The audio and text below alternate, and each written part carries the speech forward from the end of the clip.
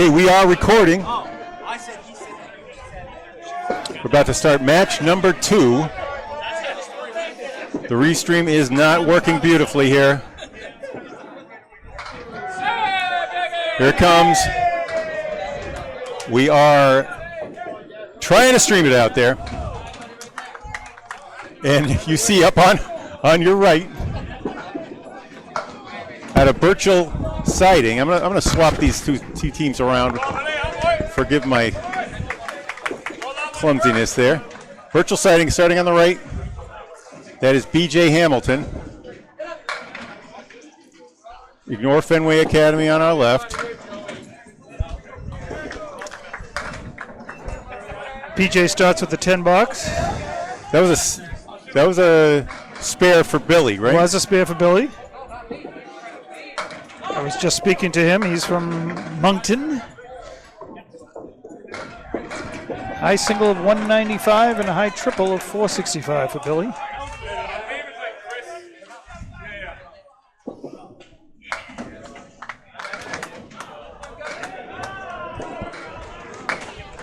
And here's BJ.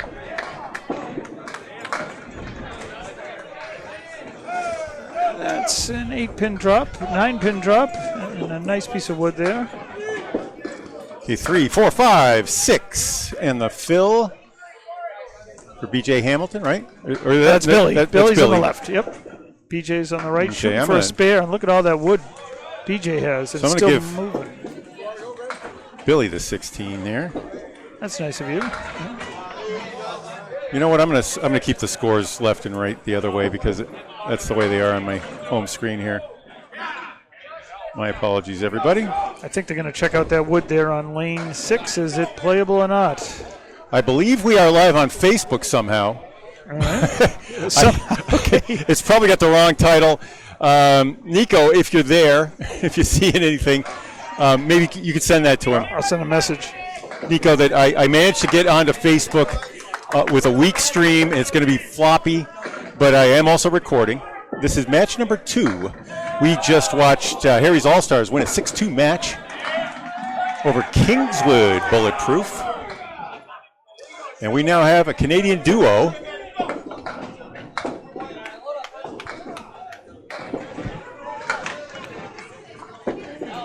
Billy gives it a good run.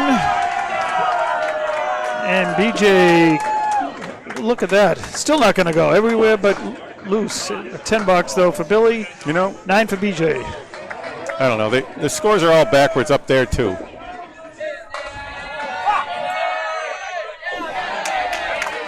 All right, so BJ's at 19. And per Nico, we're on the stream. What do you know? Okay. Welcome to match 2 of 11 here. These are 3-string matches worth 2 points apiece.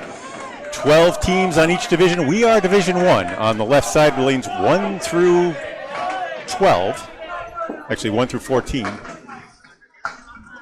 Good mix and ball, 1, 9, 10 for Birchell siding. Billy McClellan. Well, Billy, yep. Billy's on the left, right? Billy's on the left. He was on the left, but now that's David Duguay on the left. Okay. As, of course, bowlers are bowling 2 at a time, so fast and furious action. That's Clayton Matheson on the right. David using the wood, but to no avail.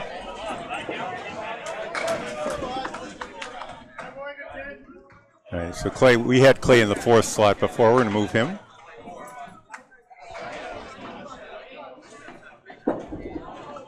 Is Josh George in the 4th slot? Josh George is in the 4th slot. That is correct. Yeah, they've been a late swap there.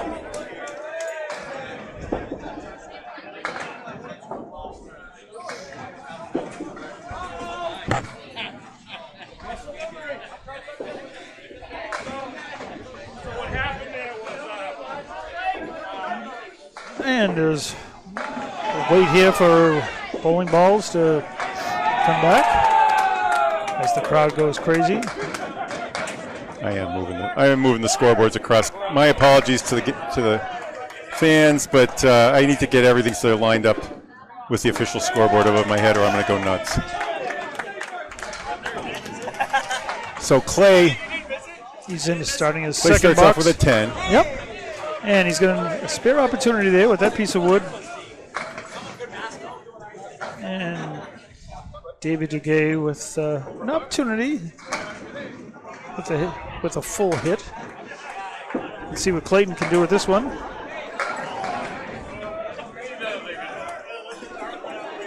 He delivers. Spare for Clayton in the second. David Duguay off to the left.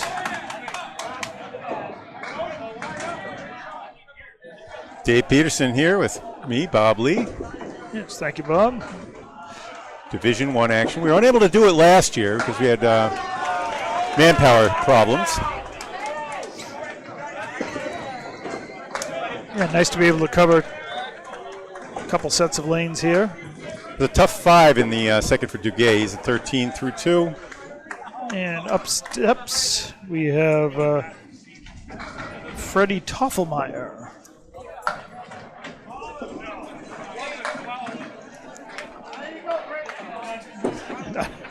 All right. He's on the right, and Kevin Gratton on the left. Toffmeyer was a high single of 193, a high triple of 465, a high 5 of 720. And that's why Freddie right there. That's a name I've heard. I haven't had the pleasure of meeting Fred. Strike in my first meeting. Cool. Only a few guys can say that. I think I covered Freddie. Maybe I don't know. I don't remember seeing him at the Mixed Worlds, but I know the name was there. He was there. I just didn't. And an 8 for Kevin. Freddie was the strike actually. Was that a strike? Or I think Yeah, that was a spare. Oh, I'm wrong then. Yeah. Well, you got a mark either way. He's going to fill that spare, which was a pretty spare, and he's right on the head pin, threatening a strike, but an 8-pin fill. 18 through 2. And we're going to take away that strike that we're going to have problems. The scoreboard's one way, the bowlers are the other way. And they're different on my board than the official board. My apologies, guys. That ends up being a 9. He's got another one to go.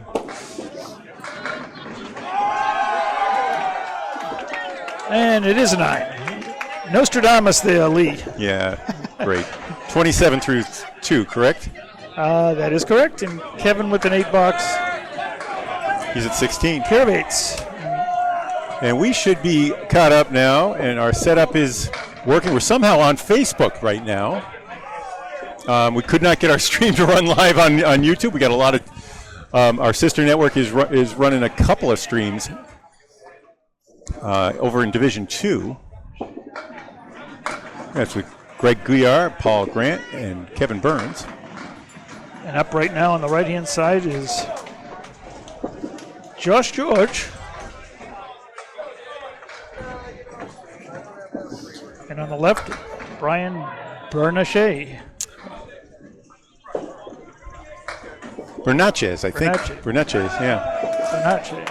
Brian is the one who uses his balls are 2.64. The team's name is 2.64. And Brian. Right. That was a beautiful spare. Brian with a spare.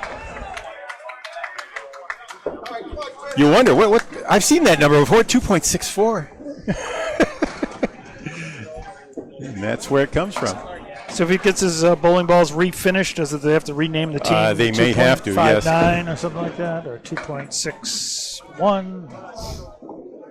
So Josh George in the bonus. I'm going to change the angle on the camera for the viewers. And half Worcester left side for Josh. And Brian with 7 on his fill.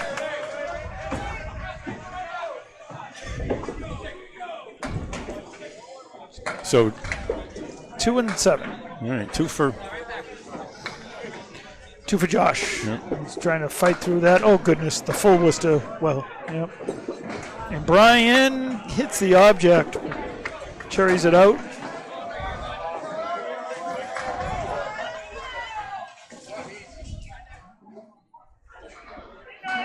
I think this is the most fun you can have in a bowling alley without your bowling shoes on, Yes, Dave. I agree. I've laughed a lot. A lot of concentration here. Oh, goodness. Uh-oh. Is that a 4 That for... is a 4 for Josh, I'm afraid, and an 8 for Brian. So he's at 16 after the spare Yeah. and the Pair 4 of- box. Yeah, the full Worcester comes back. Gainer there is Woof. Is that what you said? Yeah, it's just You know where that evil. The full Worcester is just an evil shot. You watch Shrinking on I don't. No. Harrison Ford's character uses that. I know also.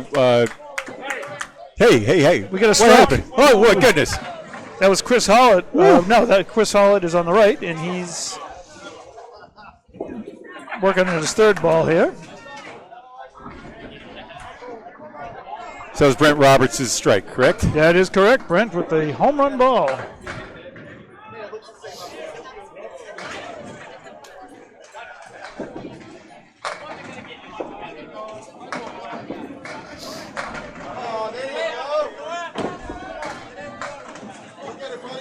Oh, our stream just stopped. Oh, boy. We're recording. It's good while it lasted, huh?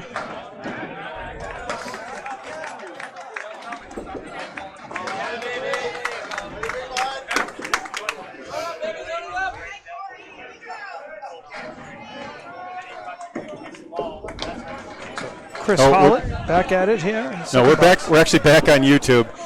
It's probably a terrible stream, but we're doing it Okay. for the recording's purposes. Keep the commentary running, Dave. Absolutely. So speaking of half Worcesters, this time it's Brent's turn to face this ugly leave. And on lane 4, I know we're not covering it, the quarter Worcester. So things are catching here. And that one's not going to pick up any pins there. So just one pin for Five Chris. on the strike fill for Yeah, no strike No. actually. on the strike fill for Brent. Oh, yeah, that is correct. No, he had 4 on his fill. Yep. 2, 2, and 3. So a 4 fill and a 7 box. So he's at 21 through 2. And Chris is at 16 through 2 with the pair of 8s. We come back to the top of the order.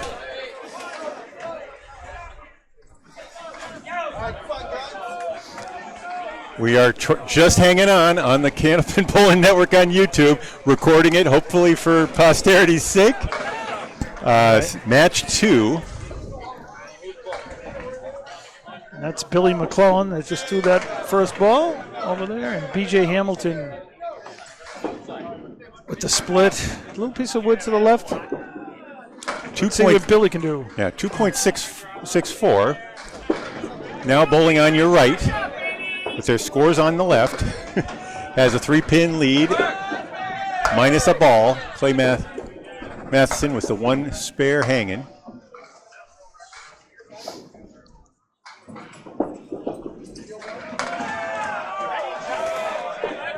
Billy with the 9, and that's all you could do with that one. He gave it a good run, BJ. That'll be in 9 box for him, 28 through 3.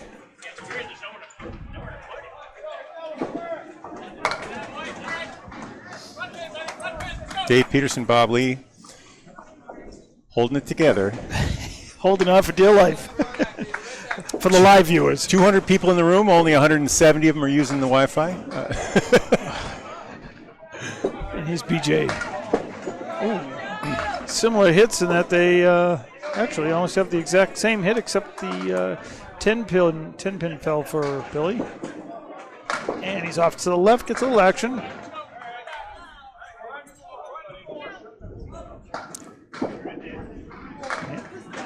It's BJ bidding for a spare. Nothing. Missed that one by a fraction.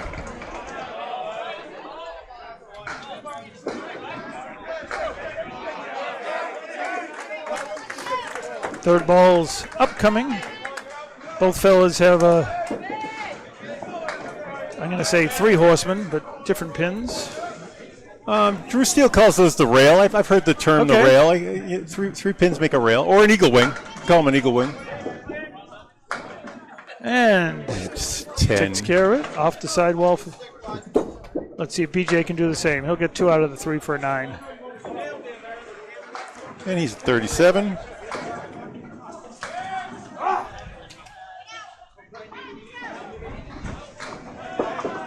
Are they showing a 36 up there for BJ?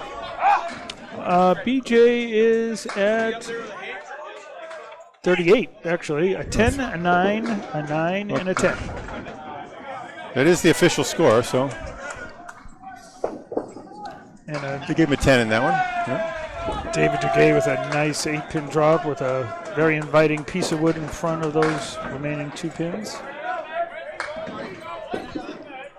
Clayton Matheson. On the fill, 7. He would have liked, I think, that pin to have stayed up. It's in the bank, though, for him. Oh! Just pulled it off to the left.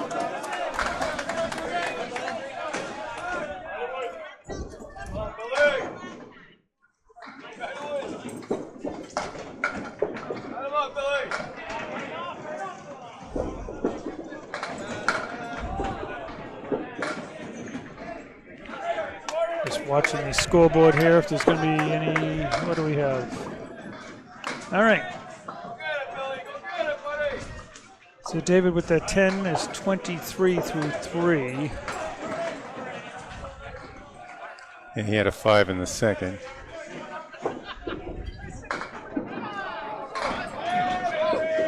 There was a score correction on Clayton's spare, which was he got so he's 7 fill and he's at 36? 9 box. Yep, 36. Yep. Let's keep an eye on that with the automatic scoring.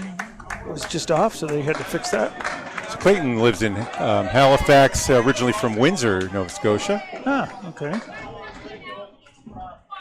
34 years old now. 33 years old. Sorry, Clay. High singles 185, high triple 462. Home lanes are Bayers Road, Bolorama. Oh, very nicely done. Put the spare on the board for Clayton. And for David is a 7.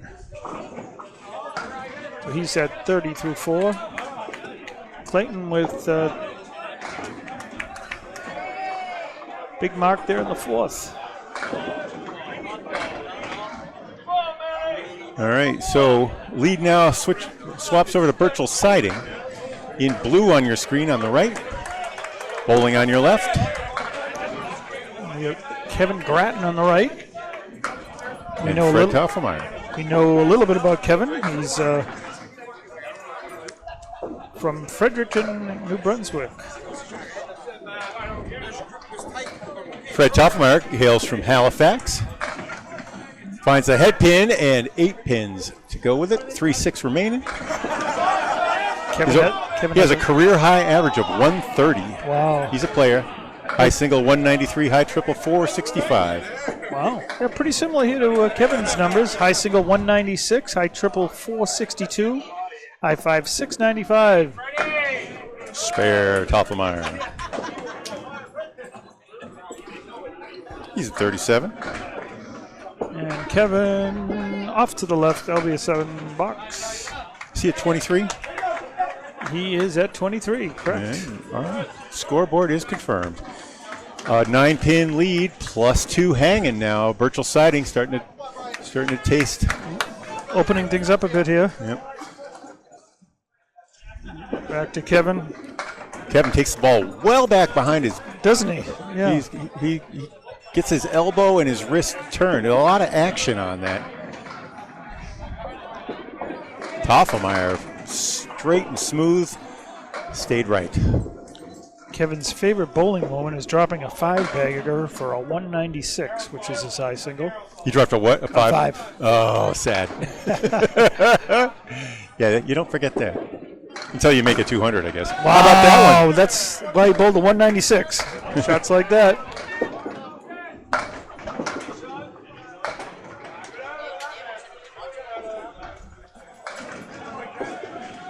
All right, puts him back.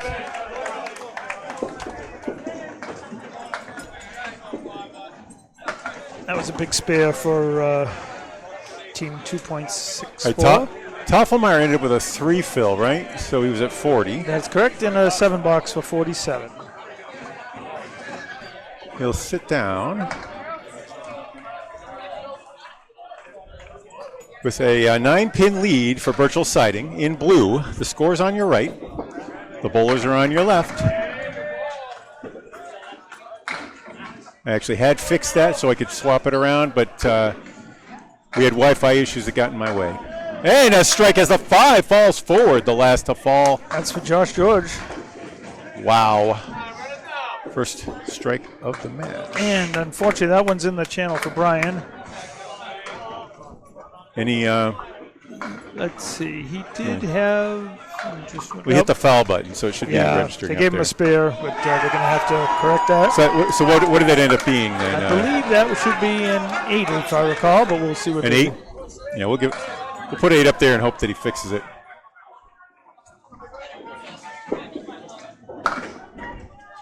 Of course, any deadwood is defined as wood that is out of play, either in front of the deadwood line, which is 24 inches in front of the head pin, or in the channels. It could be hanging outside of the channel. As long as it's on the lane, you can hit the part that's on the lane. But if your ball leaves the lane and hits the wood in the channel, it's considered a foul, and any pins struck afterwards you lose. Are off the board. So that's why that was an 8. And Brian took down 5 with his first ball here. Josh filling his strike, was looking for a double, but he's got 8 so far as a fill, and depending on if that's angled, it's a shot. It's not angled brilliantly, but he can get the ball to slap over there. I think you go right at the pin now. Yep. Brian working on his. Maybe high if you're really bold. Gives it a good run.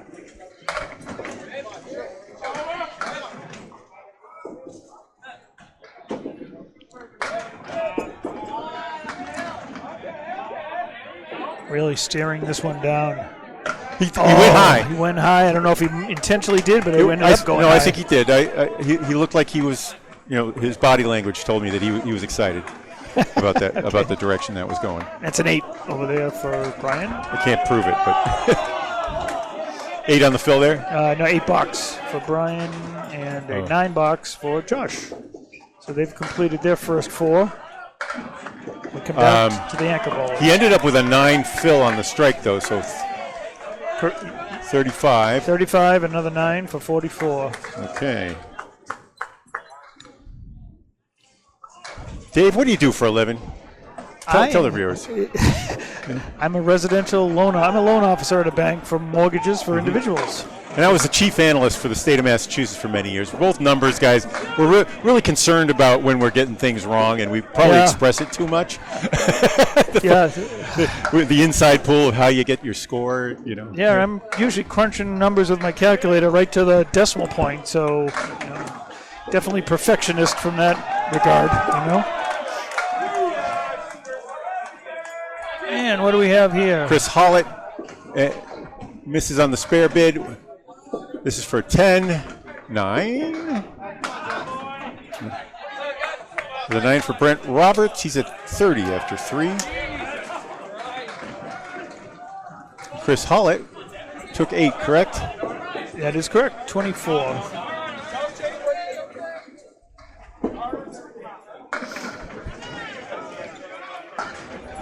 Didn't get the final scores last time. Team 2.64 was falling to Fenway Academy. The Fenway Academy, last year's runners-up in the tough Worlds. Yeah. I believe they swept them. And I know Birchell Siding was in a battle. They were tied 2 apiece with Team USA. Maybe later we can get updates on the scores. Yeah, find out.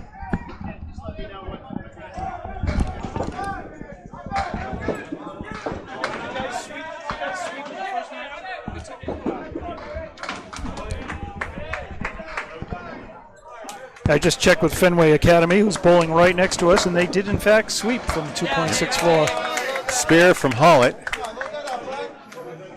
Nice job on the 10 pin. Yep. And a 10 for Brent. He's at 40 after 4, right on his box. Keeps throwing 10s, he'll get 100, obviously. We're mathematicians, right? So yeah, well, I'm an old golfer, so I like to keep track of things. I used to say under par, over par, Yep. and where 100 is your par. And just like in real, when you start looking at pro bowlers, they go way better than par. Absolutely. Just like you'll see 64s from the top pros in golf, you'll see 180s and 130s from the top pros in bowling. But for an average bowler, par is a darn good score. Mm-hmm. Just like But on a typical tour event, you would not see a lot of hundreds right. from the pros. Right. And you wouldn't see a lot of 72s on a golf course either, on a PGA stop. So we're back to the top of the order. And A 20-pin lead for Birchell Siding after two trips around. Back to B.J. Hamilton and Billy McClellan. both have some work to do to get spares here. Nope. Birchell Siding in blue. You see, that's B.J. Billy at 45, leader among this pair on your left.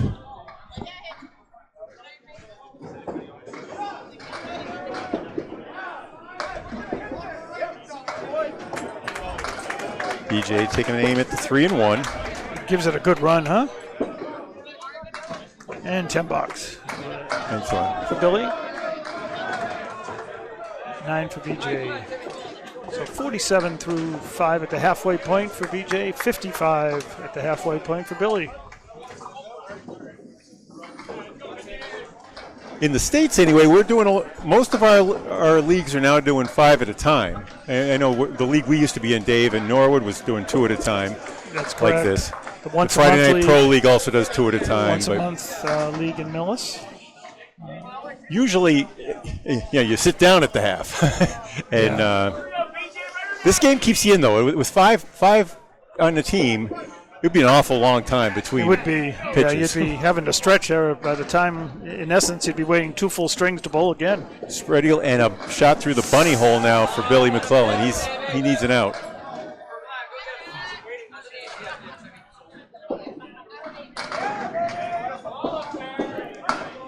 Plays a safe one out on the 6-10, 4-6. Just a 6 for Billy, 10 for BJ. 61 for Billy, and 10 should be 57. That's correct. Scores confirmed. Clayton steps up on the right. He's looking to fill his spare. David Duguay on the left. Whoa.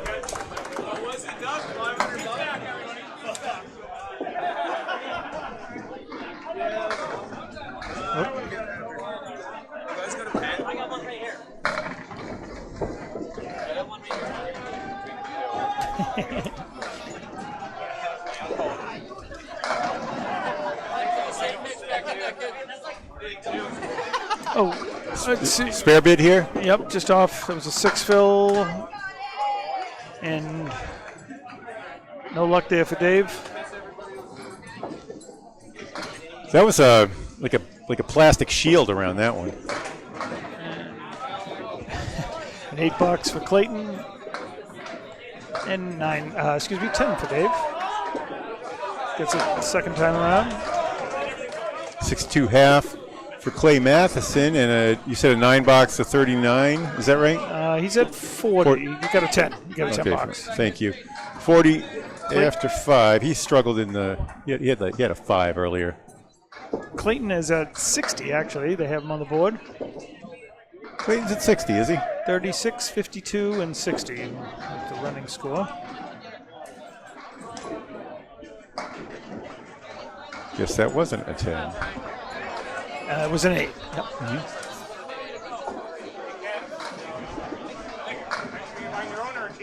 Thin blow on the head pin.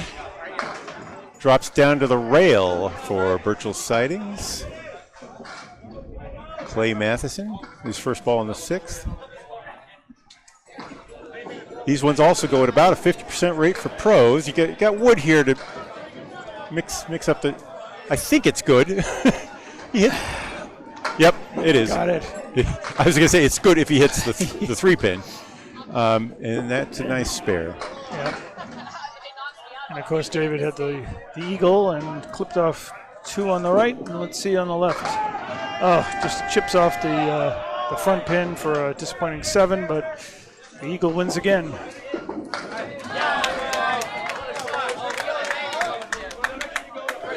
So up step. All right. Freddie Toffelmeyer. They're hiding him in here. I think Freddie's a superstar. I get vibes off Freddie, and I've heard the name so many times that I should be better informed. Surprised to see him in the 3 slot. Yeah. But I mean, George is awesome, and Hollett. I have seen big scores out of him too. But I think Toffelmeyer might be a legend. Well, Kevin with the 5 fill there on his mark, so it puts him at if I can read the scoreboard. 43. Kevin, so Kevin took a 5. Yeah. And that's a mark. Put it on the board for Freddie.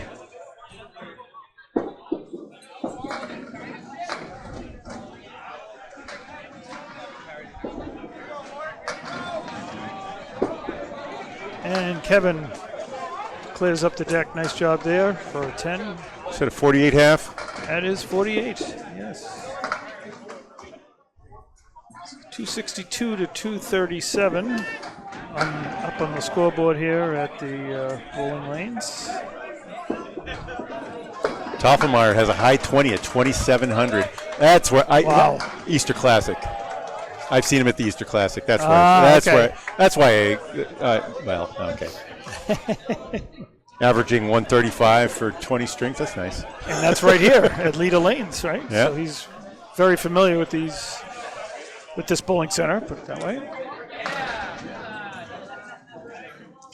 For all we do, covering the ACST and all the Greater Boston, Western Mass, Central Mass stuff, I want to see more Canadians. How about that one for Freddie Toffelmeyer?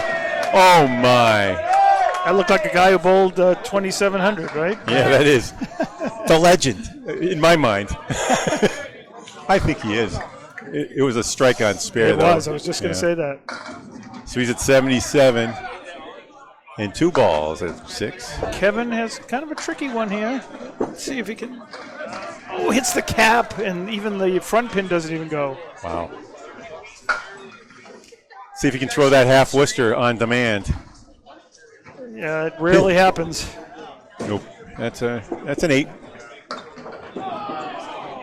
Do not like seeing the pins in the I formation. All right, just like that, it's a 37-pin lead for Birchell Siding in blue on your screen. The scores are on your right. The bowlers are on your right. We are in the 5th box. Bowlers number 4, Josh George for Birchell Siding, and Brian Bernatchez, the man of the 2.64-ounce balls. Boom. Dave, they're doing a score correction up there. Do you know what's going on? Oh. As Bernatchez drops 8, pretty looking leave. And Josh with a big strike. It was a pretty looking leave, and you see how that pin rolled away back to the it had straightened out. So what was a 15-inch target is now. Oh yeah, it would have been gone. Yep. Yeah, there are a lot of houses where, especially over here on the 1 through 6, 1 through 8, where the pins roll back into the left. Okay. After they've settled against, they settle right there against your 6 pin. You're like, I got an easy spare. Anyway, that was a 9. Yeah. Tough break there. That's a 50 half for Bernatchez. That is correct. Whose balls are 2 pounds, 0.64 ounces.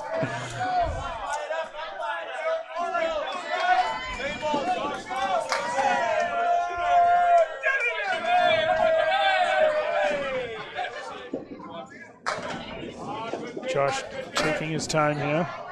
He's on a strike, eh? He sure is, eh? what we were talking about, all that nonsense. Looking to increase that Birchell lead right here. Oh, nice ball. Not rewarded, though. No, but there's some wood that could spin around here at Leda Lanes in Nashua, New Hampshire.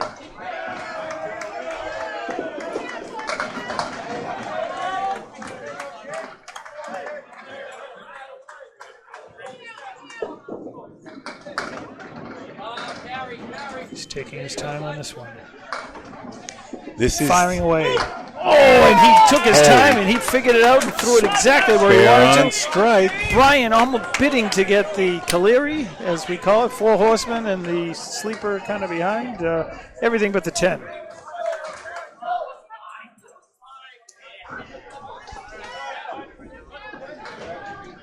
Going to get that lead up around 49 now, I think. Yep. That'll be a 9 for Brian, 59 through 6. And Birchell siding in command. They lost 6-2 to Team USA, correct? That's you confirmed that? I did not confirm that, that score. I confirmed the 8-0 in the other match. With, that was Fenway Academy. Correct. Okay. Fenway Academy put Hurt on 2.64. Score was over. It was a 100-pin difference when I looked over there in the second. Here's George. No, this is Chris. Yep. Chris Hollett. Chris Hollett was on a fill, though, so 7, right? 7, yep. And it's fair. Boy, hey. They're laying it on right now, but Brent would love to match that spare with one of his own. A little too full. Everything kind of moves forward. Hey, Dave, is there a doctor in the house? Oh. Dr. Pepper, thank you. Which reminds me. As I check out our Someone's beverages. doing something there. What the heck is going on here? The happy hour. Wow. Happy hour and some good bowling. Sometimes it's a good match. Well, in the meantime, Chris had a mark and gets 7 on his. And on it's a 58 half. So the lead just keeps increasing here for Birchell siding.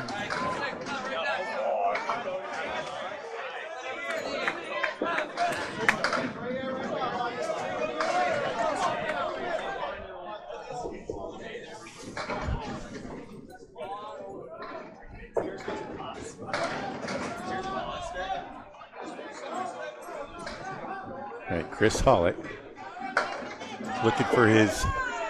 Oh, he does it! 3rd in a row. Yep.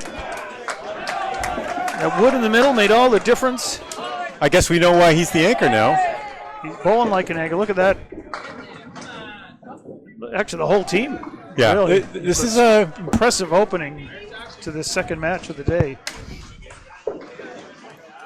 And that was a 9 for Correct. Yep. He's at 57 under his box. So we have Birchell sitting on 3 spares and a strike. 66-pin lead as they switch sides again. Now Birchell will be on your left. Wow, look at that. 4 marks hanging. Freddie Toffelmeyer's a strike. B.J. Hamilton, the only open bowler for Birchell siding. There's Billy McClellan. And he gets a strike himself. Okay. Big one. Here they come.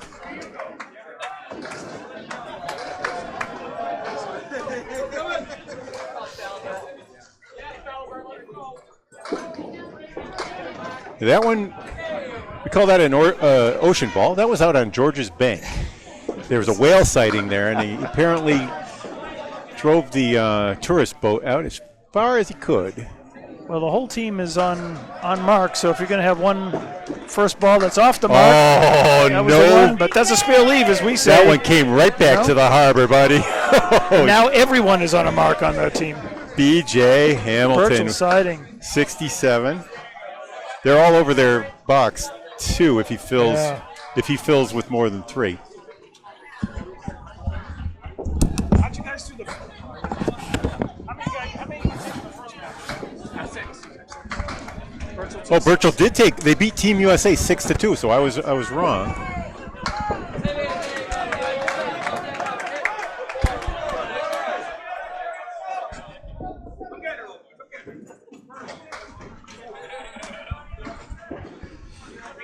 So BJ with the spare, offsetting Billy's strike. Billy's going for bidding for 2, and the half Worcester comes at a most unfortunate time. Still has another ball to work with. Great ball setback. Which is a Canadian term, correct? I believe. I think he picked it up last year. And He makes it. How about that? A spare on strike. McClellan. Let's throw 20 on his score. He's at 91. And he made that on the inside. That wasn't on the outside. The inside, like inside the the hole? 1-3 pocket. That's where they go more often, according to everyone I speak to. No but, kidding. All right. The safer shot is where the pins are. That's where he hit it. That's what I call that inside. 1-3, yeah. Oh, the 1-3. He went the safer way and actually. You can get it. You can get Yep. it. It's sort of like getting that 5 pin to fall is tricky off that. That is true. Oh, Right. moves it. It's not going to be quite enough. So Hamilton ended up with 7 on the fill. 74. No mark in the 8th. And a 9 box. Yep. 83.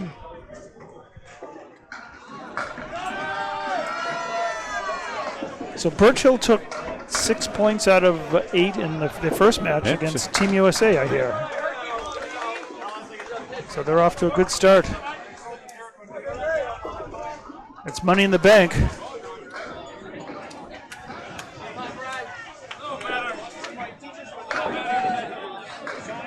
They lead by 62. Is that correct? Yes. Oh, and a strike, though. Wow. That's David Duguay. So team 2.64 fighting back. Here's Clayton trying to match. 3 marks in a row for the team 264. 264. That's an 8 fill, right? But these bonus pins are racking up and making that 60-point lead. Yeah, it's going to be flying away like a hot air balloon. Up and away. Let's see if Clayton can get something off the wall here. Oh, he goes to the right. He flipped that out beautifully in front of the 4-pin. Yeah. Wow.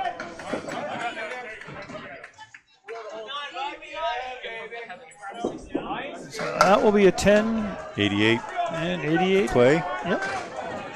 And the lead is 70. David Duguay working on his strike on the right-hand side here.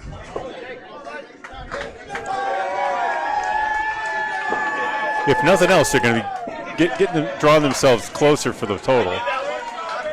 Keeping the doubt alive in the Birchell. Oh, he wants one more to go here. It's leaning. It's leaning. No. And it's not even falling, and it's still leaning. It stops leaning. The pin rolled away, so it's not going to help much. Yep. And let's see what we got here. Nope. Okay, it ends up being an 8 fill. Duguay to 65. Clayton shooting at the diamond.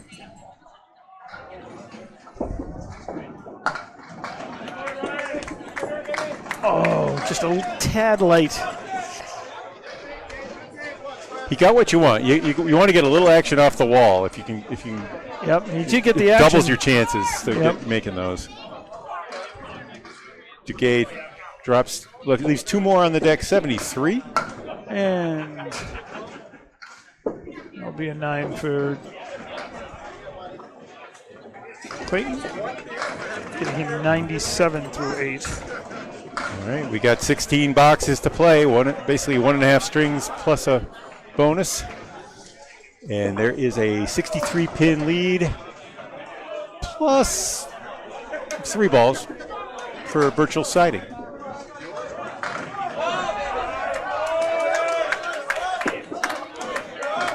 Birchell bowlers coming in from Nova Scotia and Halifax, I think. Good ball there.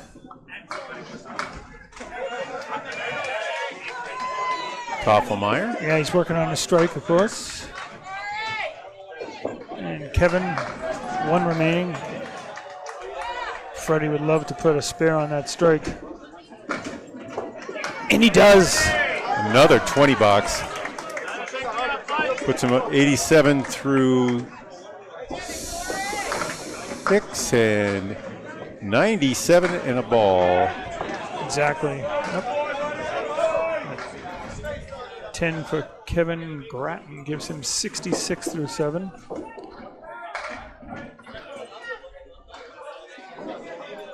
Birchell Siding looking like a playoff contender to me. That Team USA team that they won 6-2 against was strong over there on our left.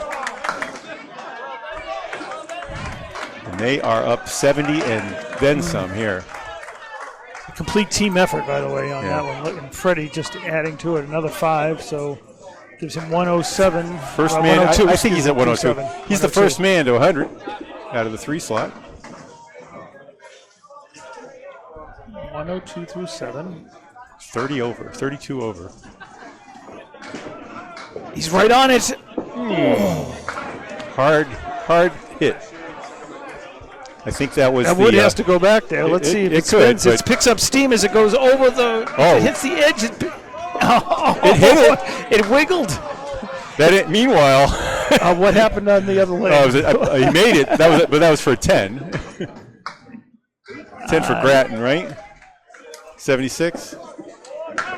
That is correct. That was a 9 for Freddie, by the way. Okay. That one did enter the channel. He waved it off. Put him at 111 through 8, 31 over. Which means if he throws 2 more 10s, he'd be at a 131. He's our high scorer for the first string so far. All right, Brian dropped 6 on his first ball, and of course, what do you know? Birchell working on a spare. Great miss. Which is pretty much everything in this round here in the 7th box. It's a 7 fill. Lead is up to 84. Birchell Siding.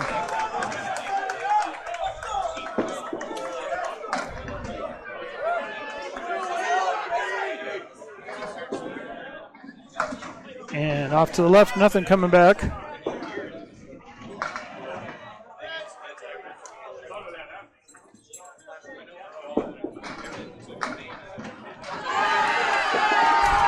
And Brian with a 9. Hollywood Smith raising his fist out in the cheering section for the Stars and Strikes squad. Something's good happening over there. That was a 10 and a 9 for Furniches. 9, correct. 68 through 7.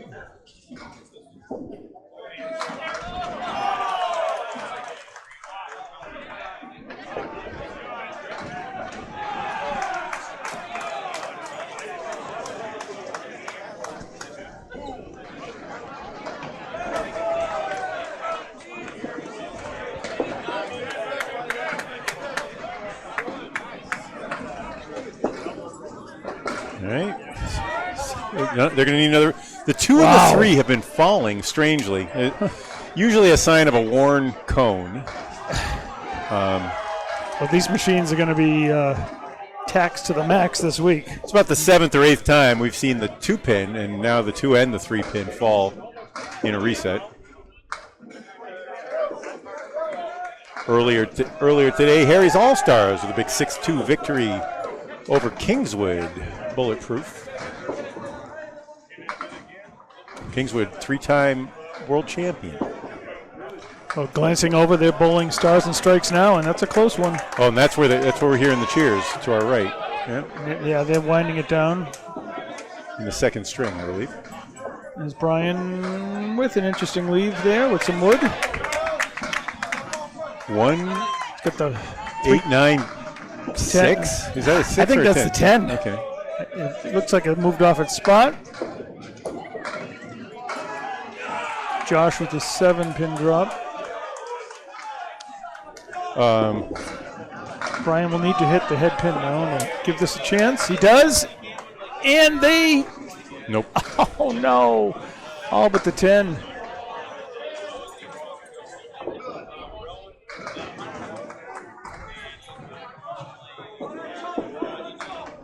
And Josh gets 9.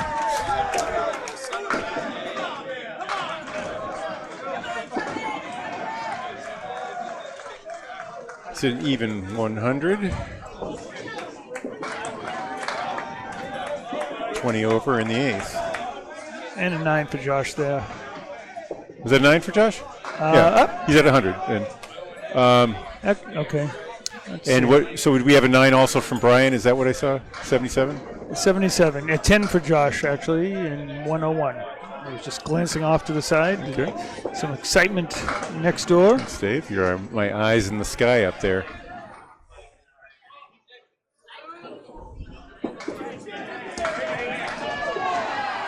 All right, this is Brent Roberts for his 4th trip. Another bucktooth leave, the 1-3, 7, 9, 10. See a lot of them here. Leaving pins on both sides of the deck. It's a much tougher spare than those 4 horsemen that you. There's Chris Holland. Oh, nice ball, Chris. Hoping for the strike. Gets 9. Leaves the 7. That's in the fill. And he picks it clean. Both bowls with marks here in the 7th.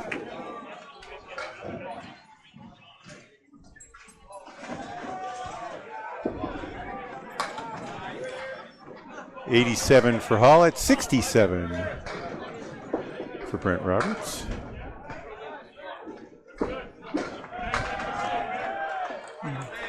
What's that, 3? Just 3 for Brent.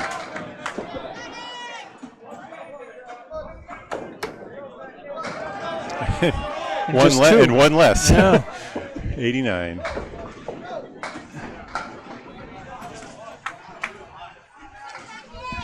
Candlepin ball is 4.5 inches. Chris almost converted that same shot we saw earlier. 4.5 inches in diameter. The pins are 3 in diameter plus a 10th in the middle. It depends on where you measure them. Yep. Wow. All right, Roberts takes 8. Hollett with a 9. And we're going to turn it around one more time here in the first string. This is a 3-string match, remember? This is true. Yes. We have, let's do a score check here, 490 to 395. Does that? I got 490 to 395. Oh. We are confirmed a 95-pin lead for Birchell Siding, who I have a 6-2 up there. That's what they won in the first game. But we're going to actually take those points away. That's a mistake for all y'all. That was a big 9 fill for Billy McClellan on his mark. So Okay. Team 2.64 definitely needed that. Fighting for toe. And he got that. Did not hit the pin, but the wood was right next door. And he went knocking. And it was answered. But both bowlers with spares. BJ gets his as well.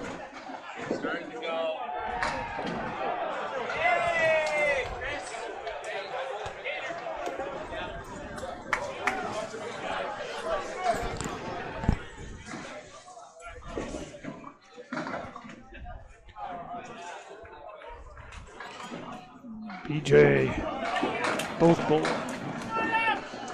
We have a BJ with the 7, Billy with the 6. Fills.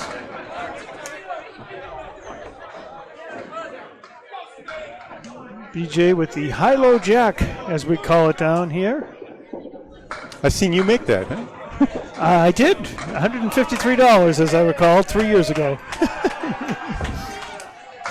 At the end of a King of the Hill, as That tradition was. has it. And BJ just made it himself. Wow. Give that man $1. And Billy just punches out 1. What's BJ's score? He was at BJ's at 110. 110, yeah. In the ball. I'd taken pins away from him somehow. 110 in the 10th. And a 124 for Billy. That is correct. So, impressive string there by Billy McClellan, 124.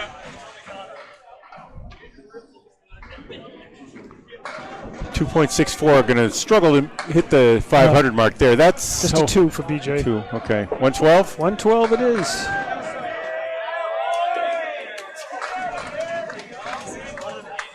Right, he's a 519 to 428 lead. Birchell siding.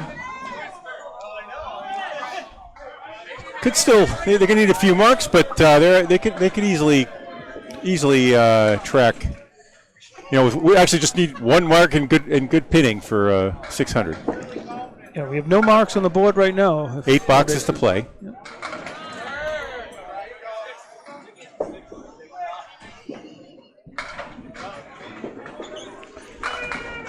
And another one of these leads we've been talking about when you're just off the head pin for Clayton. David Duguay stays left. And he's got middle and right left.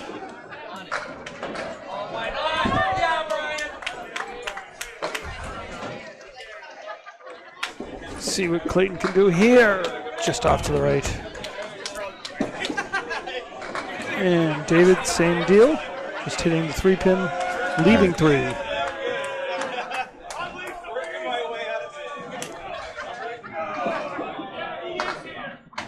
Be an 8 for Matheson.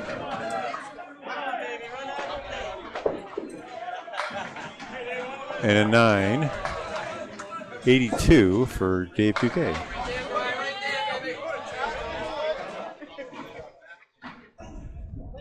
You heard that hooting and hollering. That was Stars and Strikes over Harry's All-Stars in that first string. Did they win?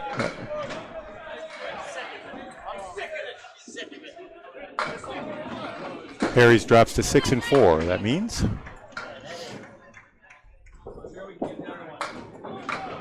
Stars and Strikes was headed for a sweep in that first one. I think they're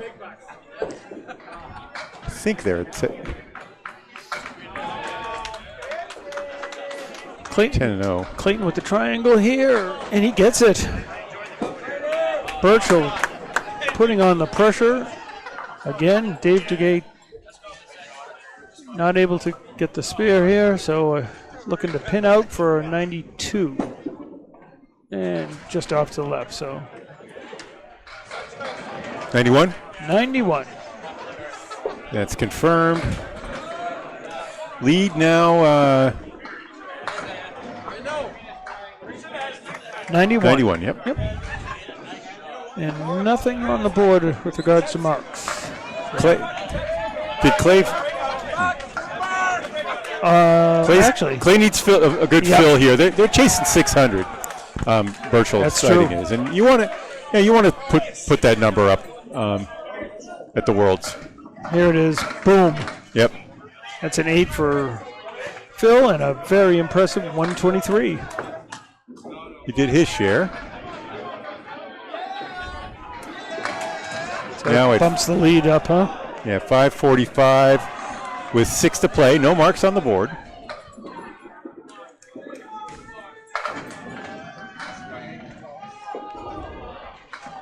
Clearing out wood in the gutter, and now our number 3 bowlers, Freddie Toffelmeyer on lane 6 on your right.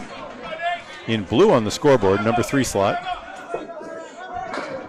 He was the leading bowler at 31 over. Trying to add to that.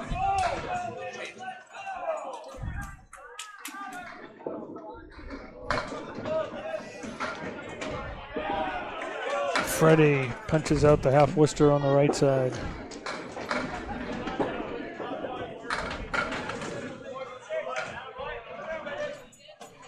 Yeah, good rail leave, 1, 2, 4. There's a lambda back there. There's another line. Is, but still very makeable. How about As we can see just by that, that's an example of how that one can be made. Pretty spare for Grattan.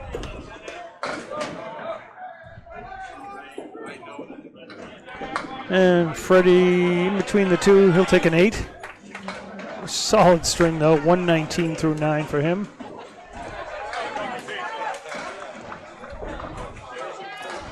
His team still on track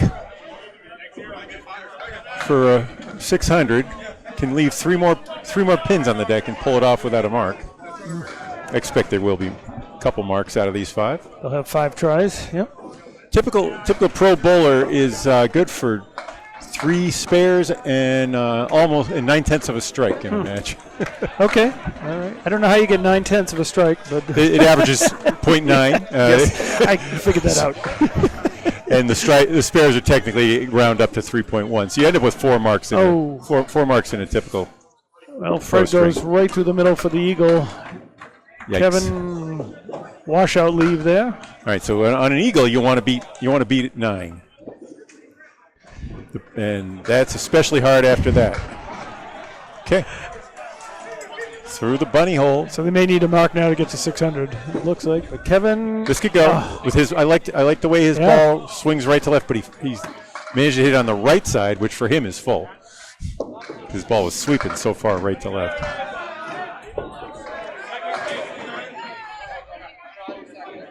Oh, wow. Great out. So there's a 4 on the fill for Grattan, is that right? Oh, yes. He's 90 through 9 and good 8 and a 127 for Freddie Toffemeyer. That's correct. An 8 for Kevin Grattan gives him a 98. So look at those scores on the board for Birchell. 112, 123, 127, and we've still got 2 bowlers to go. Mm-hmm. So the exciting Birchell side is going to win string 1. Yes. Question here is whether 2.64 gets to 500 and whether Birchell siding gets to 600. Now, okay. 2.64 can't leave that many on the plate. They'd have to leave. They have 4 guys to get a 32. So 4 boxes for a 32. It should be in good shape.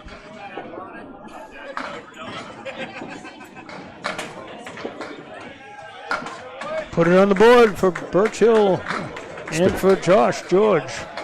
All right, that's big.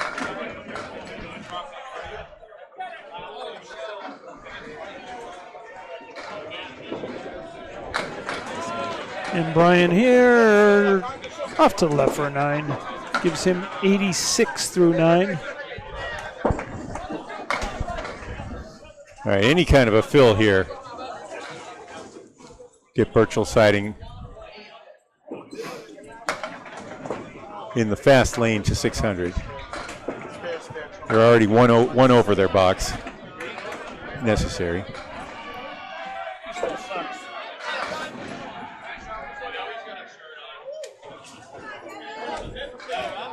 I'm going to get my speed gun next because I'd like to get numbers on. So Josh George is throwing a great ball, isn't he? Sets a fill of 7.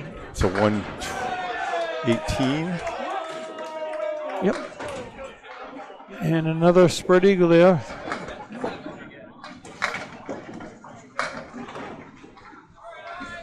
Wow. This is this is where you can easily lose those. They've still 7 pins to give away to get 500. You don't want to drop a 499 out here. Yep.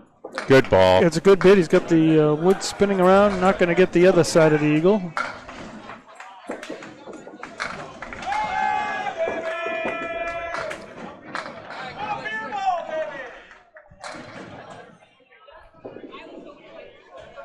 One ball to go for Josh George. A 9 it is, and another very impressive string for 127 Birchell siding. 127. He caught Freddie Toffemeyer. Poor BJ bowls a 112, and his teammates are blowing him away. It ended up being a 95, correct? That is correct. Yep. So we get down to the anchor bowlers. 101 pin lead.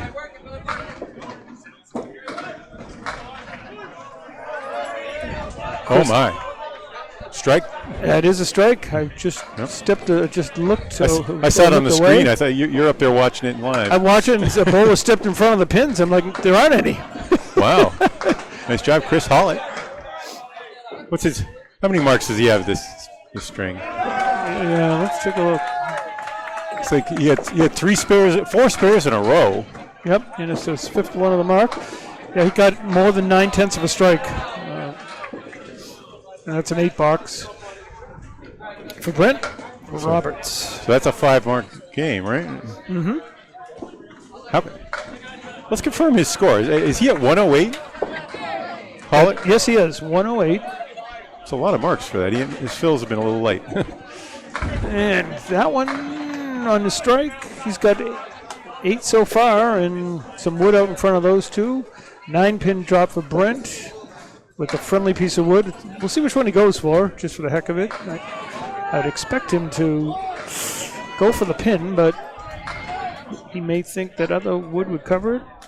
Probably not. But anyway, here's Chris Hollett. Gonna rattle the wood around, and he gets it, adds another spare. Wow. Brent caps the middle piece of wood. So a 20 box there. His 6th mark is going to get him up there. He's at 128 now. That's correct. Brent Roberts at 98. 96 actually, right? If you got a 10, yep. He did, in fact. So they do climb over the 500 mark. 504, good. They made that. Birchell blows through 36 in their last 4 to get it. Birchell blows through the 600. They're at 617 plus this. Oh no! Oh boy. Well, look at those scores though. That is a pretty box. Yep. So. Wow. That's a 130 final, right? That is 130 and a 619 total. It's 112 for Hamilton, 123 for Clay Matheson, 127 for Josh George and Fred Toffelmeyer out of the 3 and 4 slots, and Chris Hollett with a 130 to prove that he is the anchor that he deserves. He had some work to do. Wow. I tell you, scores like that, they're going to rack up a lot of points this week. Yeah, it kind of snuck up on you. They didn't start hot like that, but there was a run. You know, when Hollett went nuts in the middle there, 6, 7, 8, 9, and then the 20 box in the 9th and the. And I'm going to see if there's any changes in the order here. Hang on a second. All right, that final score: string 1, Birchell Siding, 619, 2.64, 504. This is, I believe we're streaming live on YouTube right now. We lost our stream during the Harry's All-Stars match, but we did record it. We'll be putting up strings 2 and 3 after when we get home tonight. If we try skip a restaurant trip and attend to the fans.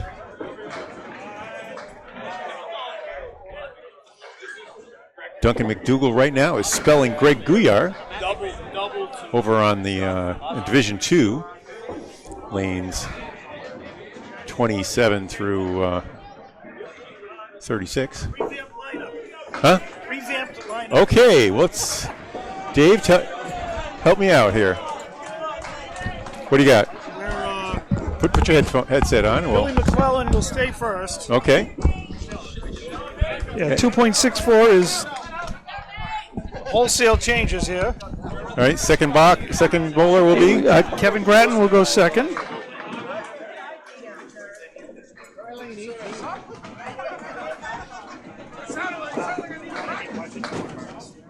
Gratton with an A-N, right? Yep. Then third, Brad Stewart, S-T-E-W-A-R-T. He's a new bowler for this particular match. Okay. Fourth is a new bowler as well, Yves Boudreau. Oh, yes, I saw that name last night. And Brian B-A-U. B-O-U-D-R. E-A-U. B-O-U. Dreau. Which row? Yep. And last is Brian, who's going to stay in the lineup, but he'll be the anchor bowler.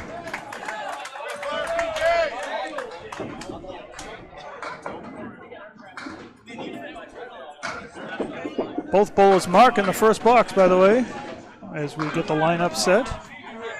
Boom. Boom. How about a fill there? What, 7? No, we have I don't think the computer has it right, but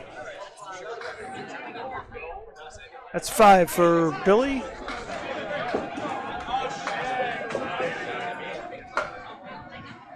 Nine for BJ. On the fill? Yep, and another spare for BJ. Nice start. 28 in the ball through 2.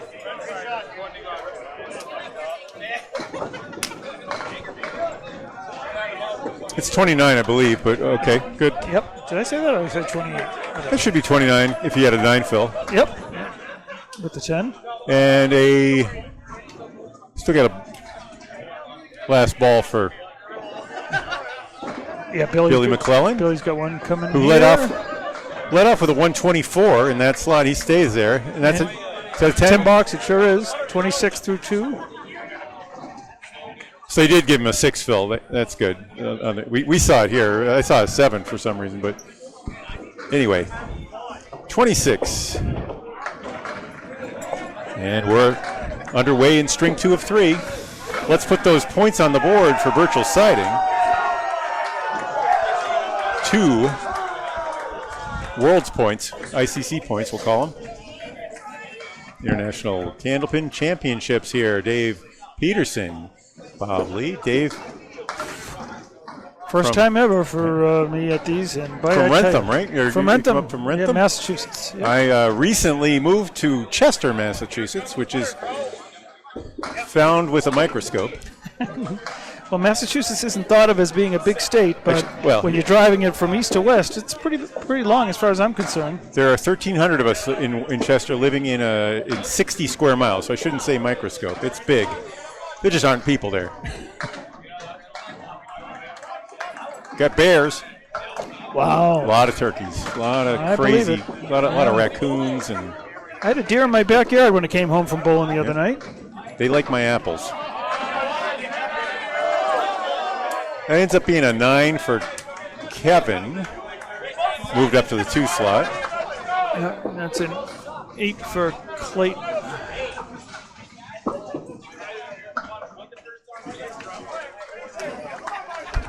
BJ Hamilton with 2 marks, getting Birchell Siding up to an early lead despite the strong work from Billy McClellan. And here's another 9 drop.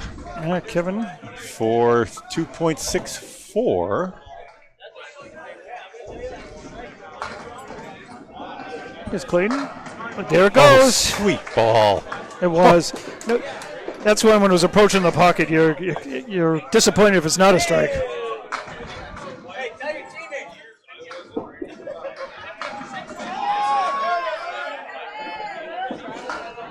For the spare.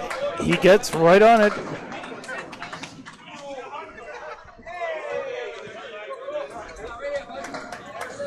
All right, already both teams off to a hot start.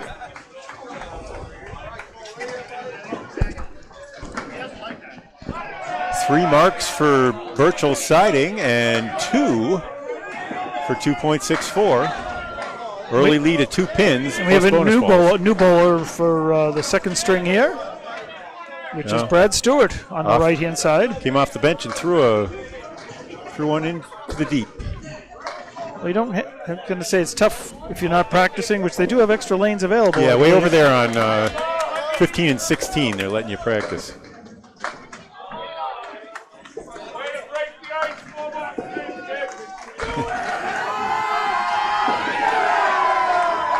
All right, Stewart finds the head pin there. Splits them apart, though. Good defense in that case. Stewart with a 7-6 lead after his first 2 pitches. And does well for a 9 after that. Sure does. Mystery ball in the first. And Fred with an 8. You've never thrown a mystery ball, have you, Dave? Oh, yeah, never. I think my mystery balls are the ones that go like down the middle. You know, why can't I do that? Dave and I used to fight it out for the top average at what is probably used to be Massachusetts hardest house, Norwood. Yes. Sports Center. It was a major accomplishment to get my average over 100 there. I was like, I'm ready. And then sure enough, it was like I got up to a 111 at Millis for that. Sure. I think these bowlers would still take care of Norwood. These are the best of the best. Yeah. And in Norwood, actually, speed is especially important. I can get it out there 31, 32 when I'm really cranking. But the guys that throw 38, 39, for them it doesn't matter because it's the dead walls don't. Yep. It doesn't matter. Well, both guys on the head pin, and talk about tough leaves. That was a Norwood type leave on lane 6 for Brad Stewart. Grim, though it is. He may play this one to the left. This is an interesting one. He is going that way, and he moves it across. He did it. It should go. What a spare! Oh, look at that! Oh, goodness gracious. Freddie almost made his. Brent at 19 and a ball after 2. Good first trip after throwing through that mystery ball. We made fun. We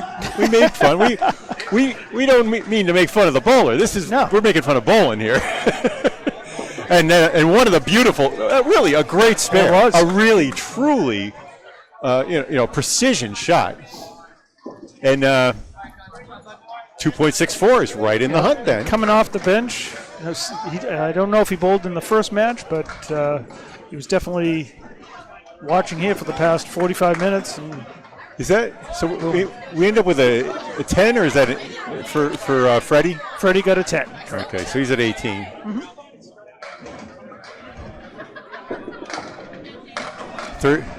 The fourth bowler's here. That's George. Josh George. Yep, man of two first names.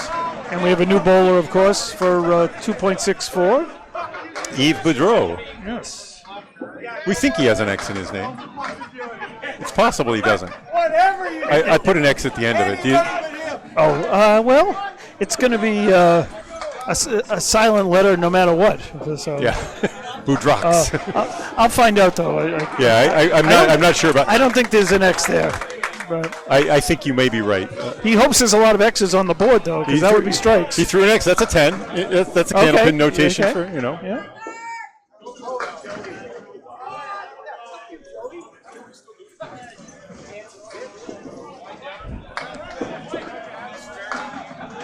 And Josh ended up with 8 there, I think. Yeah. He sure did, yep. It's really interesting to watch bowlers that I haven't seen before, so... Let's take note. 2.64 has taken the lead by 1 pin. Down 114 after the solid performance in string 1. The new lineup changes may be connecting. Just the leadoff man, Billy McClellan, stayed Here's put. Eve. How about it? Well, he's got a tough split there. There is some wood to work with, but... Wait, yeah. Josh with the 2 and 2. That's just with wood that just looks kind of helpful, but it's not. On that one, you look to the left and go, look to the right and go, It's like, oh, boy. Just got to hit it and hope something weird happens in the corner. Whatever. But in the meantime, an interesting one here from Eve. He goes far right and makes it. That's 2 super spares from 2.64. Brad went left to right. Eve went right to left.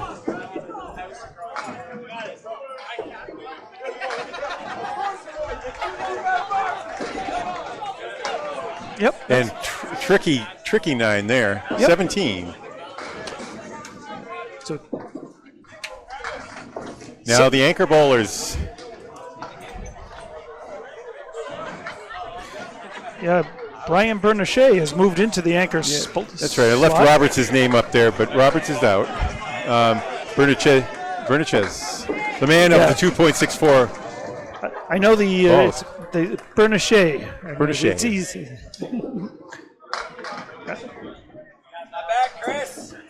Weekend at Bernard's. Shea Bernard. Oh, Great ball. It's going to go. It does. The spares keep flowing. How many There's marks is 5 that? marks on the board. For 2.64.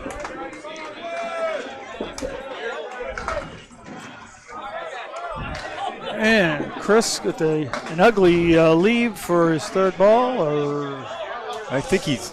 that's Yeah, just that's a 6. a 6. Okay. So Pollitt, who threw a 130 in the first string.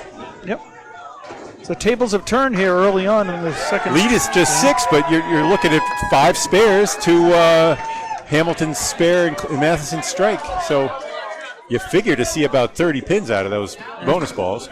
Brian. There's 6 of them. 6, all right. Take that. Chris. It's only 4.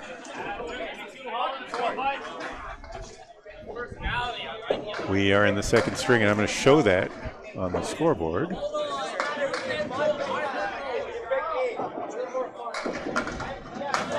Oh, well, that's a great run. He almost pulled that one off.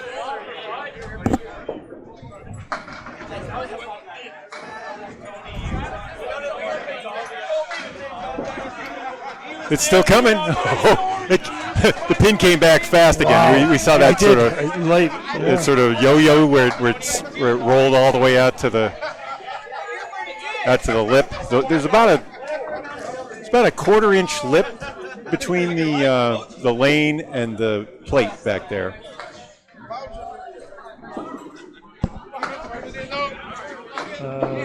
Let's see. Greg Briard is out for the day.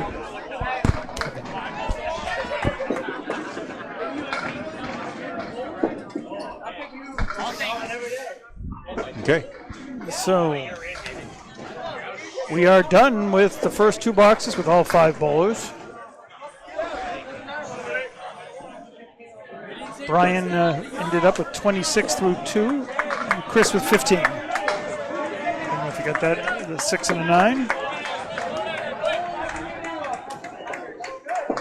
Brian with a spare 6 and a 10 box. As we get ready for boxes 3 and 4.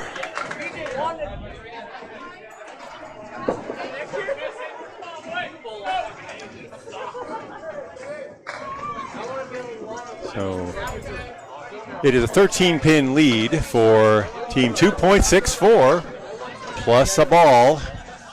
Matheson with the only strike on the board. Hamilton and Matheson from Birchell siding in a fill. The first 4 bowlers for 2.64, including Billy McClellan throwing next on lane 5. And let's see what their... Do we have a change? I don't believe it's a change, but I don't know if it's a score correct or not. Let's see. We have 110 to 97 on the board in front of us. And that's what we have here. So. Okay. Another split. And nice break up there. It's a Millis 8, right? It is the Millis 8. BJ with the 7 fill in his spare. Right. Boom. Hamilton. BJ with a 7 fill. He's at 36. Yeah, BJ and Billy with the mark here. And that actually puts 3 spares in a row. No, two spares. Hey, Clayton. You're still in too, man. He's at 46 in the third and counting.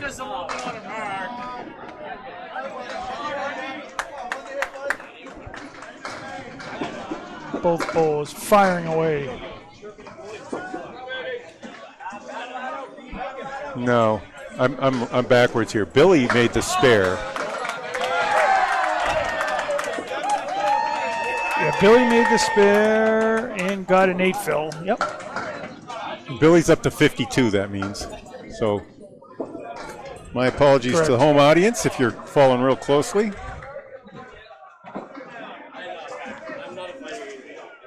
Diamond +1 right there. And it was BJ with the 9, so he's at 45 and did not have a mark in the third. Third balls now. Yep. That's a 9. A pair of nines. 9 for each. So those bowlers are both sit down with scores in the 50s. BJ 54, Billy at 53. But the next 3 bowlers for team 2.64. Yeah, these scores match the official, and I didn't get there through kosher means, but it's a 15-pin lead for 2.64, and our scores are confirmed. It is 54 to 53 for the first pair. B.J. Hamilton on the strength of 2 spares, and Billy McClellan at 53, also with 2 spares, but nothing hanging.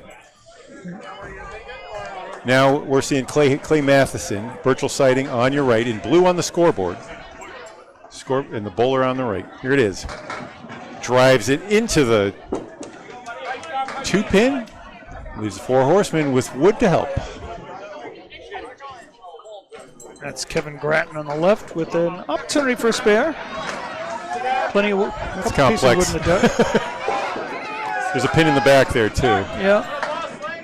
Oh, just off to the side. Let's see what Kevin can do. No, misses the object. Those are both on. But Kevin did get on his spare. Clayton was on a strike, so he's 27 through 2 with that 9. And Kevin got 5 on his spare. So he's at 24. And a 9 box for Clayton, and another 9 over here on the left from Kevin. So 36 and 33 for the 2 bowlers here.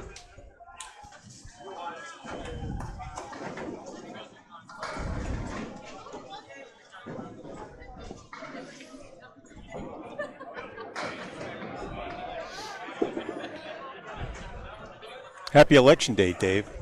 Yes, I did my civic duty knowing I was going to be here on a Tuesday. I did do it last week. First time ever voting early. Yeah, early voting, right. It's a good thing.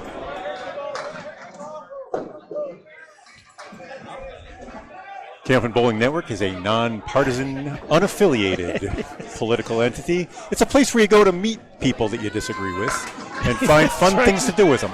That's what I think about it. You start putting money on tables and keeping track of records and stuff with other people, you find out you can do a lot with them, even if you disagree with some principles. Well, here's Clayton. He was checking this one out here, but look doable, and it is. Well, spare on the board. Spare for Clayton. All right. That was a nice pitch. Kevin just off to the left. They're fighting back. Yeah, Clayton at 46 and a ball. Kevin with that 9 gives him 42. The computer, was that a 9? I don't know. That's a 42, isn't it? Well, the computer only gave him an 8. So. Come on.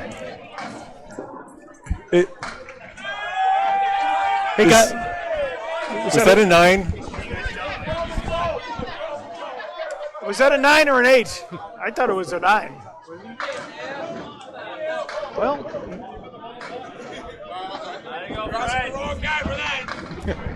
all right. We're trying to get that straight away. That's a strike. We know that was a strike. We thought the other one was a 9, but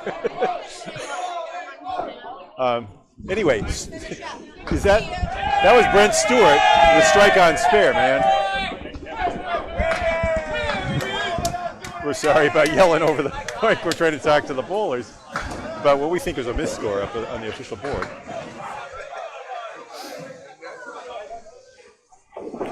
Brad Stewart, though, had a big strike there. The 9 has been registered, by the way. Okay. It is a 42. And Freddie with the 10. So 28 through 3. Come on, Freddie. My new favorite. Yes. Halifax area bowler. From unbelievable lanes. Uses a 2.6 Paramount bowling ball. Been bowling for 29 years and got into it with his mom and dad. He's won multiple AYB championships. 2-time national 5-pin champ as well. Oh, Freddie. 5-pin is, there's some $60,000, $80,000 prizes for the 5-pin championship in Canada. Well, all right, so that was Toffelmeyer's. Phil was. he didn't have a spare, right? So, but it was, that's Oh, that was Brent Stewart's spare, right? Brad just got 7 on his strike. 7? Yep. Is it 46? Correct. Yep. Well, we have him down as Brent. Is he Brad? Oh, it's Brad. Yes. Well, my apologies, Brad, and family and friends. Yep. We'll correct that. We had Brent. Obviously, he bowled That's early right. on in That's the right. first. He made that string. amazing spare last time up, He right? did. Yeah. Brad. And he filled it with a strike. So made good work of that beautiful spare. Meantime, here's Josh on the right. Josh George. Another half Worcester. We've seen our fair share already today. Yves Boudreau.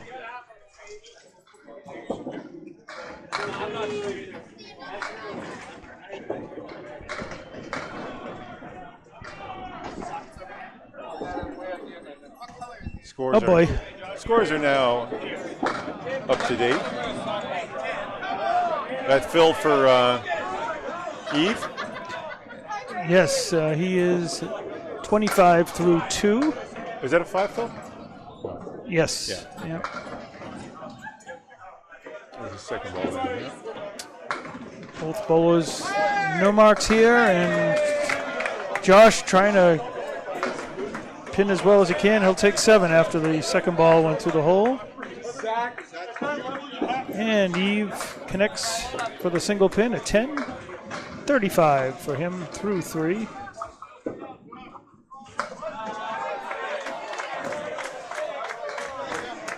As each bowler prepares for their 4th box before they give way to the anchor bowlers. Another gainer for 2.64. They're up 33 here. They used all their bonus balls. You remember we said that would be Correct. worth about 30, and it was. They a little punch back from Clay Matheson, but Birchell Siding is going to have to claw back here. We're almost at the midway point. One mark on the board. 2.64, bleeding by 33. 210 to 177 over Birchell Siding. Battle of Canadian teams here on the Division 1 side. Leda Lanes 2024 World Championships. And there we go, both balls, similar shots, and beautiful that was pickup good. by Josh George. That was really nice. Trying to match.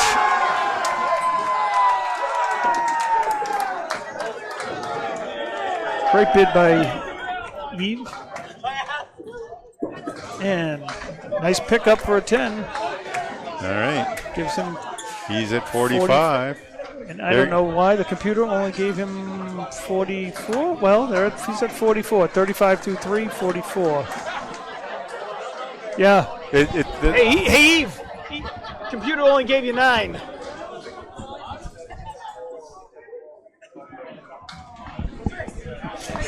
Apologize for the yelling, but we you got to watch the official score. He's got it. I think he's got it. He's got it.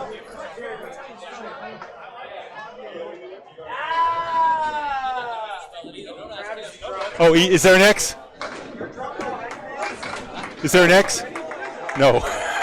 Take the X down. Sorry, Eve. All right, what we got? What do we have here? As we check scoring, spelling, let's see, we have Brian with a, what is that, a 10 box? And we have a... They're not, the pin machine is not picking it up. That was a 10, was it not? Jeez. I looked... It was. Unless... I know Chris Hollick got a spare, and he's working on it, and he fills it with 9. Spare and 25 in the third, so he gets 9, so he's at 34. We apologize, but the scoring machine, which is keeping the official record here, is not correct, and our guests from Canada are having to make these changes. Oh, that's a beautiful bid by Brian. Yeah. So that was a 10 that Brian had. That's what we were saying, right? We thought. Yeah, but the score's a 9 up there officially. Yeah. Now Brian, this time he got an 8. He should be at 44. Right.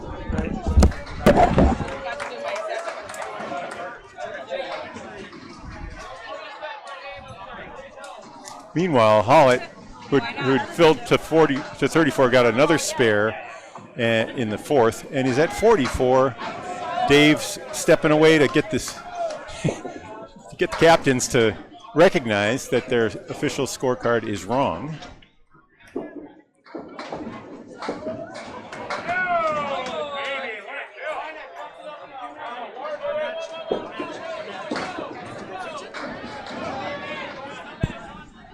Yep, 44. Yep. We're now matched. We had it right. Okay. Top.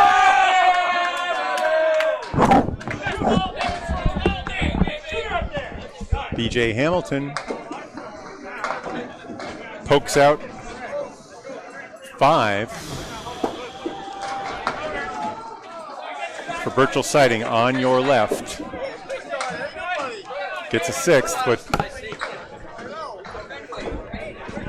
lead is down to 22 now, and the marks have moved Birchell Siding's way.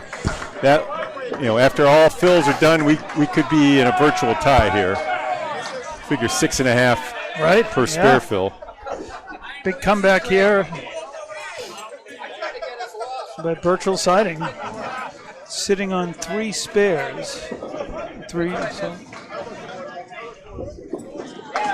There's Billy McClellan.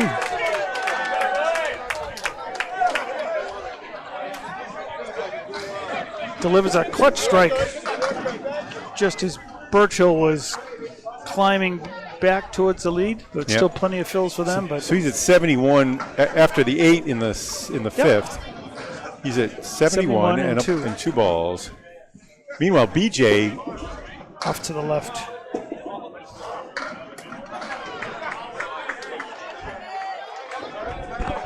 BJ just had I better watch the score here. That's BJ at 60 after a 6, right? And then. That's a 7.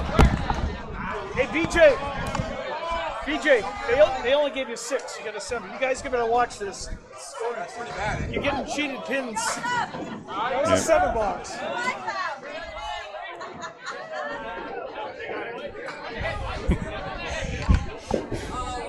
Happens a lot. It's happening. You're going to have to watch every time. It's now happening more than half the time. Yeah, so our apologies for yelling, but it's a noisy bowling alley, and the automatic pin machine here, the Cubica system, is missing. Probably needs to be reset. The lasers need a tune-up. All right, another chaotic-looking leave. 1, 3, 7, 9, 10. A cleaner leave, but no better. A little worse, actually. It's Kevin Gratton bowling for 2.64 on your right in black. Clayton got 4 on his spare here. He's staring this one down. And he goes on the outside, gives a good try, and that's a 10 for Kevin. So he's at 52 at the halfway point. Holding on to that lead. And 2 out of 3 on the triangle.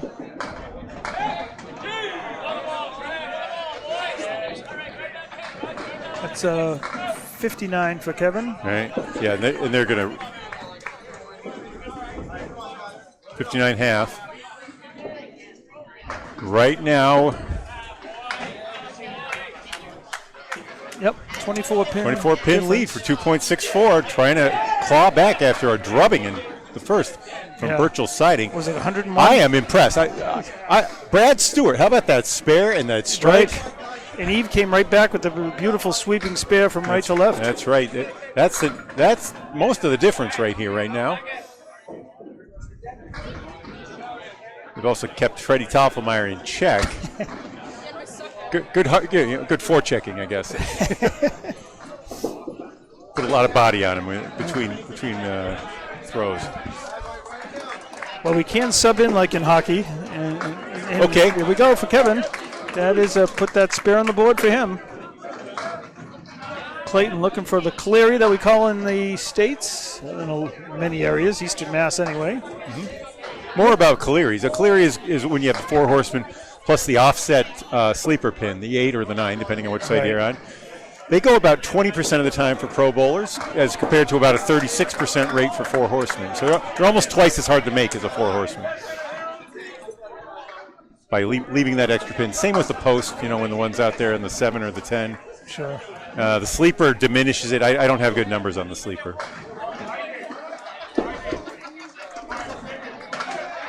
That was for a 10.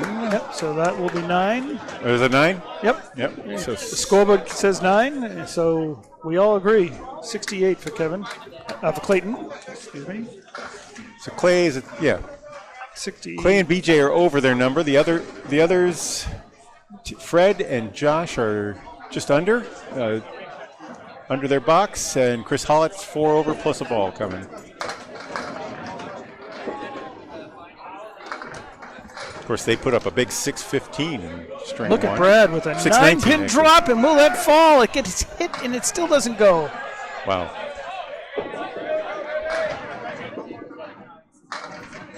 Oh, wow. Boy, Freddie's back.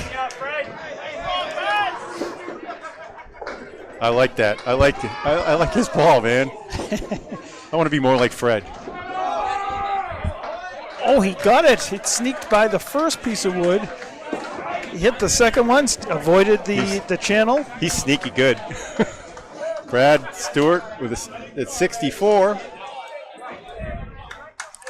at the half. So both bowlers with bonus balls here, and we're officially at the halfway point here. That's right. Of this match.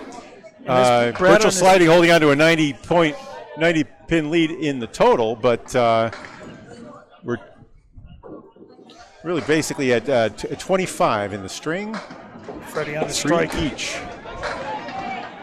Good action. He gets action on his ball, doesn't he? And a bloody-minded 2, like you were saying for Brad. I don't know if it was bloody-minded, but it makes you say something. You're looking for a swear that's not awful in case there's a kid around. Yeah. Tough enough to get it on a spare. That's tough. But then again, you didn't hit the head pin, so. Hey, Dave, you know what my favorite swear is when you're hanging around with young children? Boo feathers. Okay. All right. That's a new one to me.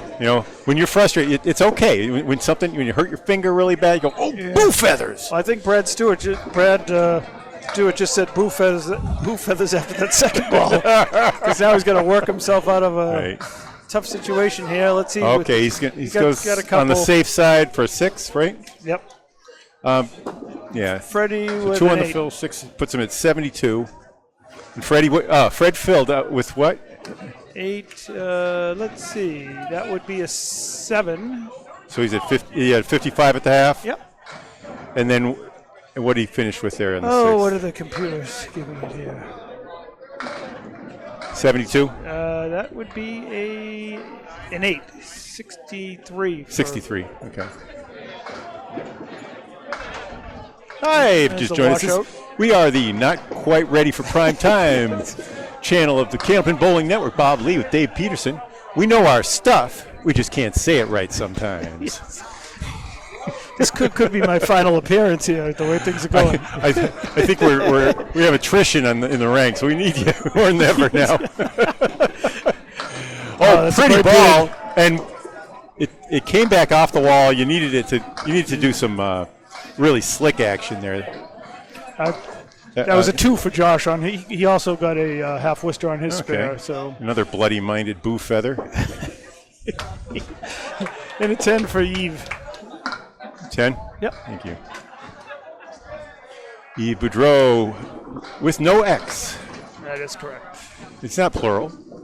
That's what the X is for. It's for pluralizing EAUs, right? And that ends up being a 7 for George. This is exciting. This match is 19 pins. Marks are now one spare apiece, but Billy McClellan on a strike. So figure this is about a 25, 28 pin lead at the midway point.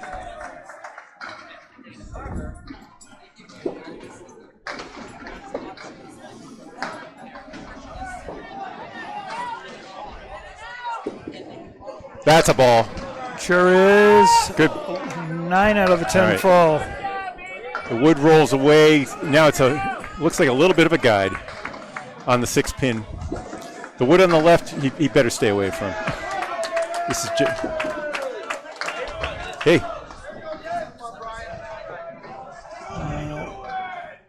That was a spare. For Yep. Yves, yeah. And Pair of spares. matching. Josh, these guys going at it. This game has legs. I don't know how else to put it.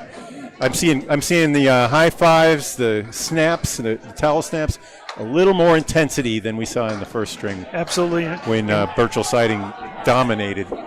And the substitutions have paid off for 2.64. That's right. Four out of 5 of the bowlers changed places, or this is looking like a great move. Bob Lee and Dave Peterson here. Oh. Brian Bernacci on the right. He explored George's bank. This is about at least a 7-inch target, maybe 15. Anything on that wood should be good. Come on. Oh! Stay off the tip. Did I say that wrong? Anything but the tip is good. That's what you meant to say. That ball was headed right for the heart of the 3-pin. That ends up being a 10. Yeah, Chris will be. Hollett was on a fill though, so nine there. So let's take a look here. And then a 10. So we'll put 9 in the 5th, and then 63 in the after 5. After 5. They should be adding. And what's 10, Brian? right? What's Brian got? 40. The scoreboard here, let's see. It was a 9 for Brian. So he should 53, be at 53. And a good first ball hit, leaving a 2-pinner in the middle. Brian. And there's a strike. That would have been a nice. He threw a perfect ball. Yep. I mean, he knows that could have been 10 more. he's tuned in. But Brian comes right back with a spare of his own. Wow. You need a strike ball on that one. It's Both teams 63. going right at it right here. Yeah, How many marks 6. we have on the board? There's quite a few. I have Hollett at 73 in the 6th. I have a score of 333 to 324. Is that correct. match? That is correct. That is matching. And 2.64 is holding on with a 3 mark to 2 lead. No, 4 mark to 2 lead, and they have one in the extras. They got an extra strike and an extra spare. So figure it's about a 23, 25 pin lead, probabilistically. Billy McClellan working on a strike.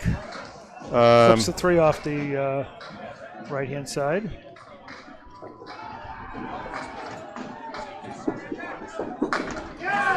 And the 7 is not going to fall. But meanwhile, BJ got a spare. Yep. So, I would- and the 10 box for Billy McClellan. So, a good 9 fill, but disappointing that the 7 didn't fall. 10 box for him. BJ 84. I have BJ and 77. 77 and plus a ball for BJ and 84 through 7 for Billy McClellan. Actually, they have 89. 89 for Billy? Yes. Okay, I missed something. We had a mark 9, strike 9. Right? Strike 7. He had a 6. No? I'm trying to look at the scoreboard here. 60. Well, Okay. in the meantime, we'll They get have the officially at 89. I think I believe I was at the lunch. 89. Okay. Speaking of He had a lunch. strike 9 with the 9 box. Put it that way. Okay, that's what I missed. I just gave him the first ball in the field. So This is the accounting firm of Lee and Peterson. Yes. I'm glad you put your name first. Both bowlers. I'm the executive producer of Candlepin Bowling Network and a numbers guy by training. There's a 10. Both bowlers will not have a mark here in the 8th. We have a 10 and a 9. So we ended up with BJ on the fill, though.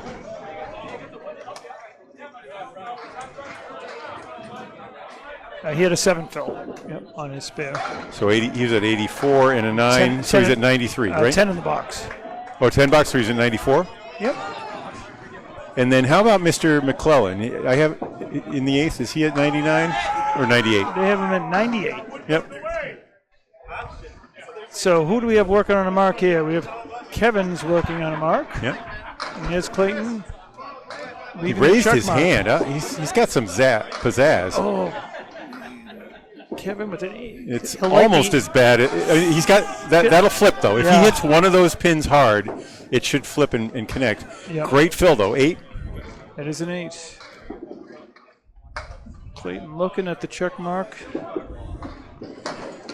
Tuffy just picks So out Greg one. Gruyard calls that the scorpion tail. If you hit it, There it is. You called See? it, Bob. That was really pretty. Just aesthetically, it was a good single pin, but it was really pretty to watch. And that ended up being a 7 for Clay, correct? 75. That is correct. Yeah. And the lead is back to 20. 3 marks on each side. Each team with a strike out of the anchor hole. So 20 marks even. 2.64. Looking to dig back from a 115 pin loss in string 1. Bowling well over 600 as a team. Clayton. Oh, what a he's not tough- going to like to see the result there. This is on a mark for Kevin, and Oh. he's not going to like that either. Yep, boo feathers. Yeah. That's an 84.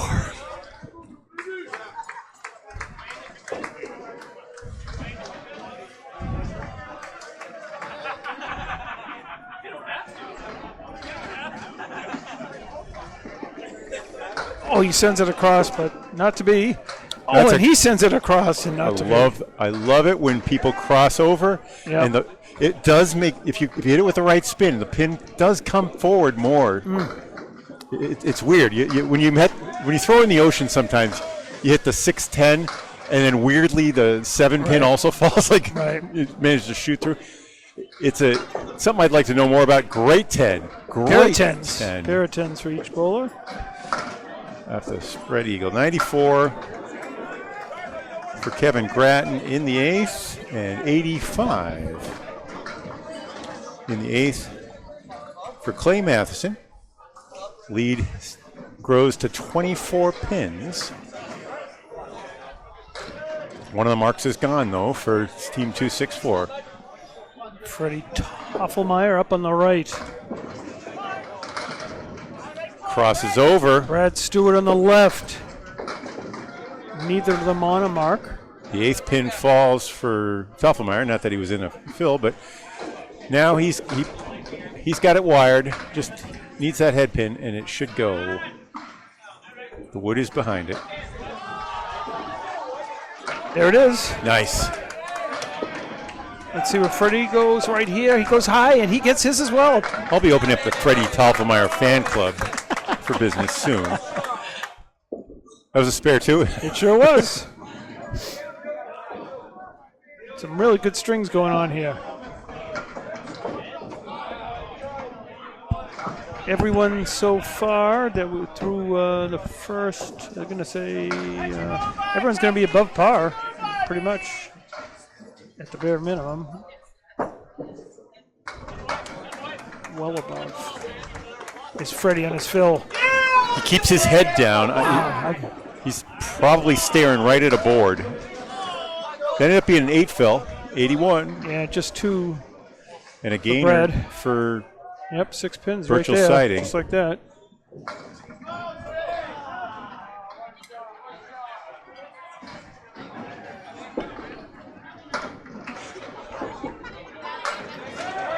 Freddie's looking at the wood. I don't see any. Yeah. He was waiting for a ball. He wanted was. his same ball back. That's what it was. Shouldn't be anything complicated about it. He has to hit the 6 pin though. If he misses to the right, there might be a spin around, but you got to go right at it. Oh, No. didn't get anything. On What it he to the right. heard you. You What spoke do that I into know? existence. I As hope he Duncan didn't hear would me. say. I hope he didn't play that shot because he heard me, which he couldn't do. So, All right. and he does hit the object, but that's the only one that goes. That's a 9 box for him. He's at 90 in the 8th. Brad with the 9 as well. He's at 83. Is he at 83 or 93? He is at 93. Freddie at 90. All right. Lead is hanging there at 18. And the computer has 19, so let's see. Okay. Let's look at the start for Birchell siding. 94, 85, 90, 53, 94, 84. 94, 84. That's the Clayton's difference. at 84. Okay, that's the difference. So now we have it at 394 to 413.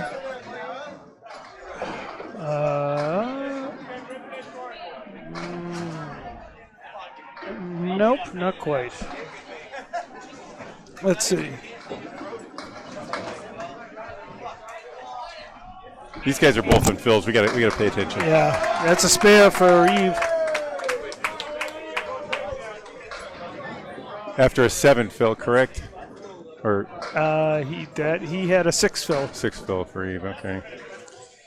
and Josh had a 5 fill on his, and a 7 box. So he went spare He should 5. be at 65. He is at 65. And I got 81 then for. Yep, and a ball working. And this first ball in the 8th is coming up next. That On score your is right. correct, by the way. 23 pins, right on target. So for Birchell siding on the right, scores in blue. Every time they Josh George is pitching first. not on the mark. Every time they creep within about 20, 2.64 has been able to hold them off. Here's Josh. Pretty ball. 9-pin drop. Eve on his spare. That's a big, Yeah, good. big fill. A lot of action late. So that's 89 through 7 complete.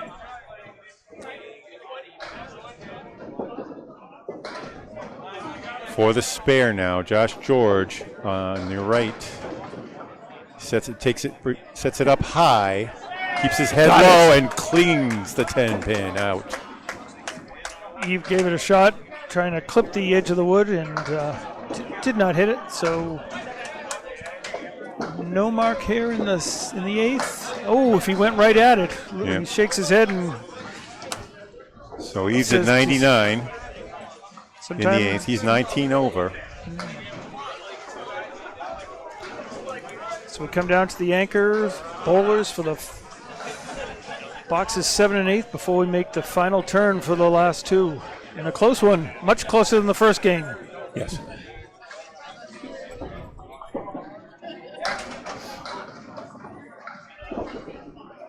Neither bowler on a mark right now.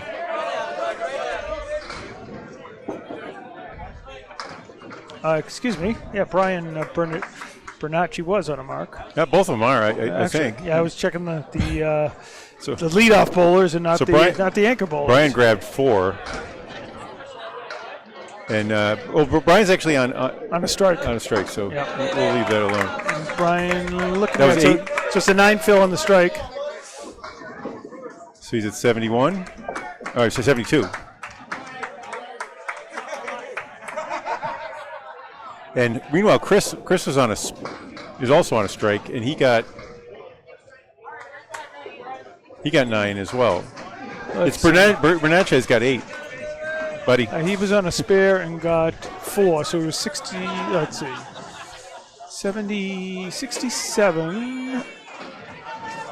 Okay, yeah, he was at 53, spare 4 for 67, and an 8 for 75. Here's Chris. Bernatchez is at 75 Yes. after 7.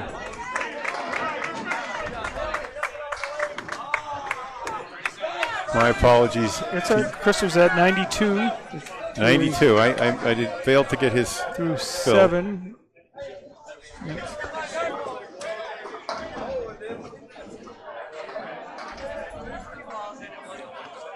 And he's open.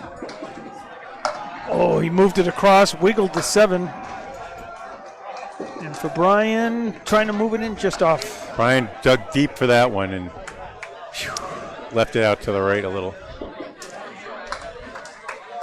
That'll be a 9 for Chris. And 101. And hey, the final pin does fall for Brian for a 10. 80. Let's see. Did the computer I'm at give him 85. credit? 710. 85 is correct. Everything matches. So this Well, is it. We're down to the final 2. This is good. My apologies for the details on the scoring. The firm of Peterson and Lee will try to get you back to the excitement and away from the details, but the score has been tight. It's a 25-pin lead for Team 2.64, and you see that Birchell Siding holds a 90-pin lead overall. That's because they went to town with a 115-pin victory in the first. Top bowler here is Billy McClellan. Takes 5 on the spare. No, Billy was not on a spare.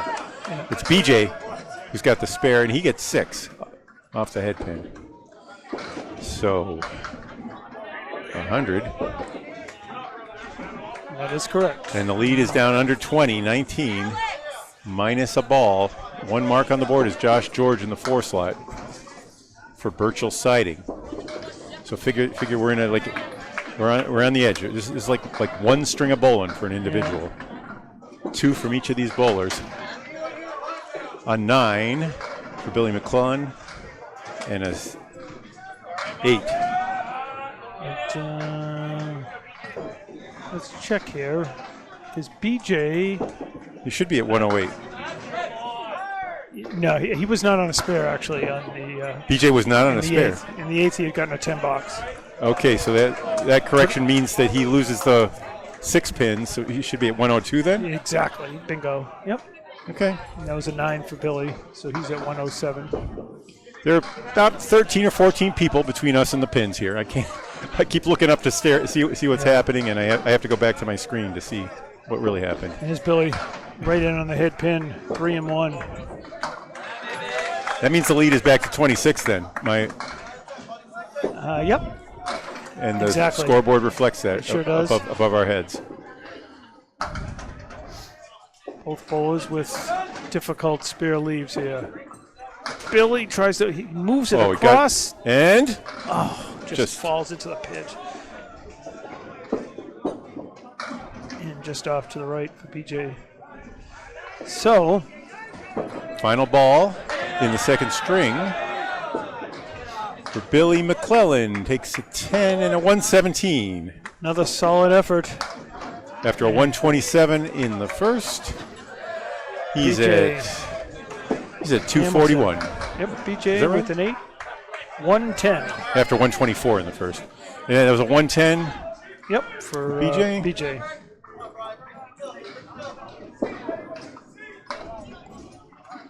Puts him at 222 after 2. The rest of the bowlers, the scores are going to be by slot because they've all moved around and swapped out. In the meantime, Kevin Grattan, late movement there as the 3-pin falls, just leaves the 1 and 7. Here's Clayton. Right in the head pin, a strike, a big strike for Mitchell siding. Birchell siding. Monster ball. He'd been quiet for a few there, and he's back now.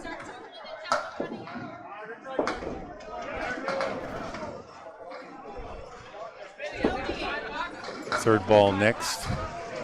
Kevin Grattan on the right. And punches through. Does get 1 for a 9 box. 103 through 9.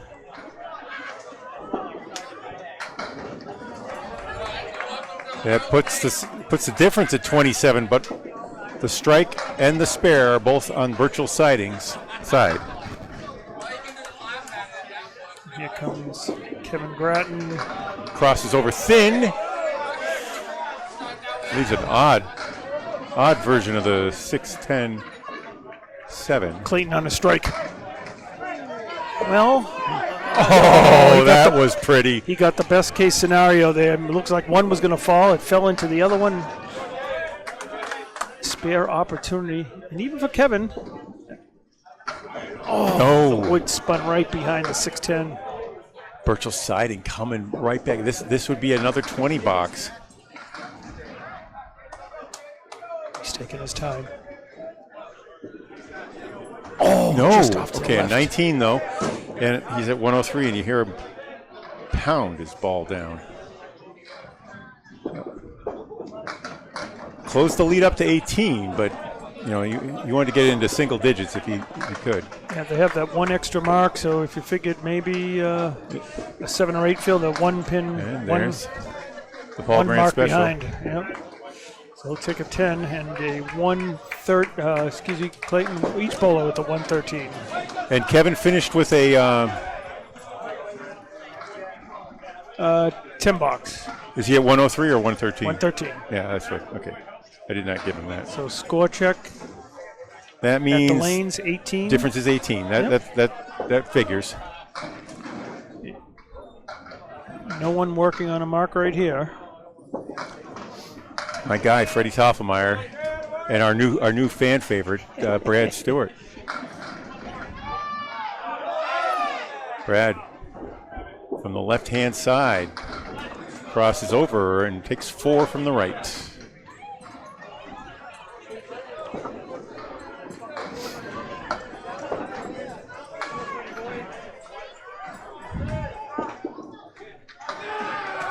Toffelmeyer waiting for his the neighbor in the left from Kingswood to clear the lane.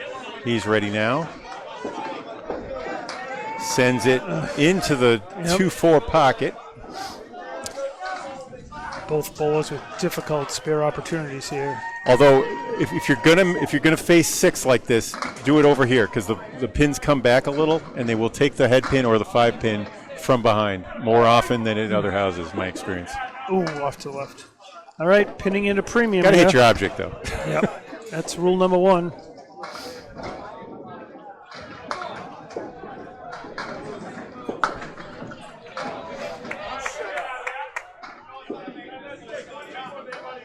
Okay, that's a 9 and An 8 for Fred. 5 boxes left. 102 for Stewart and 98 for Toffelmeyer, both through 9. Lead is 19,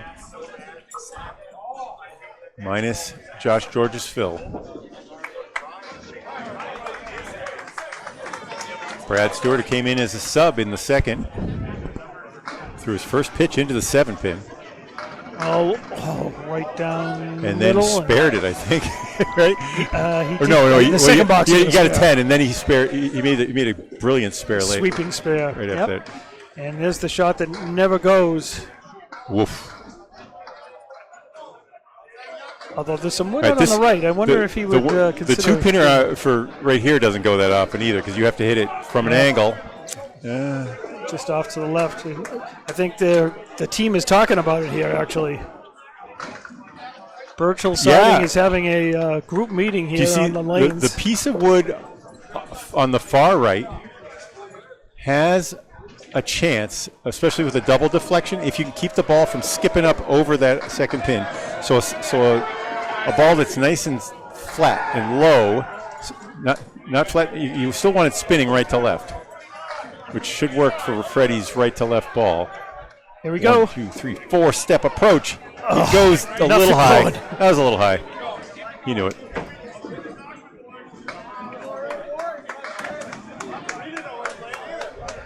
Okay. There's some drama out here. On the lanes. And That ended up being an 8 for Eve and a 107. No? Let's see. Well, Oh, no, I'm wrong. yeah, we're talking Brad with the 110 with that 8 box. Freddie with an 8 with the 106. So still 19 is the game. Talk about important bonus ball coming up here for Josh. But in the meantime, here's Eve. Right in on the head pin and gets a 2-2 split with an angled piece of wood. He's got a couple pieces he could take a look at, but this is a huge fill ball right here to cut that 19-pin lead down. And he's not going to be off the head pin and be disappointed with 4. 4 for George. Yes. Yeah.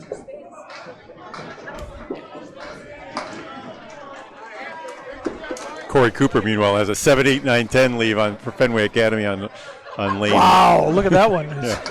Oh, big spare. And while we're looking at that, what And he made it. spare? Wow. And so Josh with a clutch spare. Eve with the 10 box, though. That was just as big, so he's at 108. is he at 108? Or in 109? 109, you're right. I'm liking 109. Yeah, I'm liking it. So we were at 15 pins here, Yep, less a fill ball. exactly. Here we are. And we're down to our last 3, but we got the fill Here's ball. Eve. Yep. Okay. Oh, we got the baby split. Yep. Josh is disappointed after that 4 fill a moment ago. All right, that ball mixed for him. A good Sure 7 did. off a miss. So Each bowl with a spare opportunity right here. Spares are knocking. nope, left. Eve off to the left.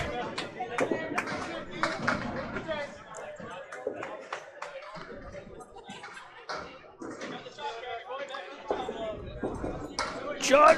Oh, No. hits the object. That would have been right a through. 1-5, man. That thing was right down the middle on the head pin. It would have been. A 10 and a big one. So 2.64 could pick up 1 or 2 here.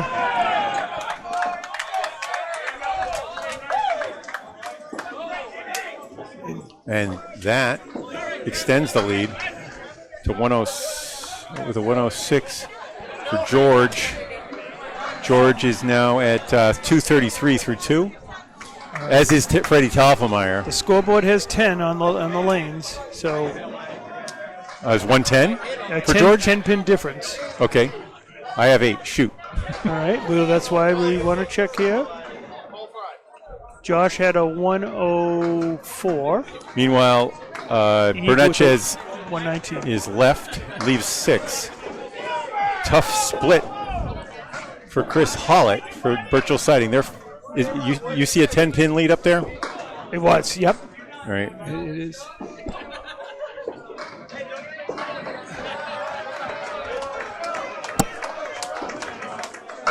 Oh, will it go? It will not.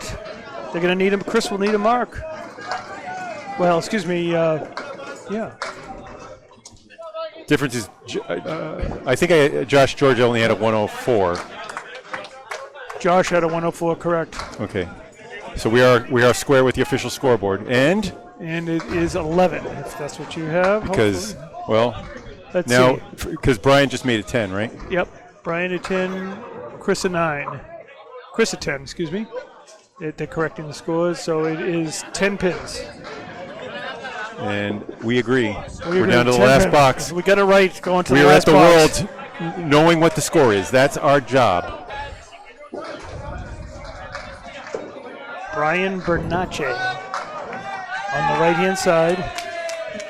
Brian is a legendary name. I don't know what the legend is.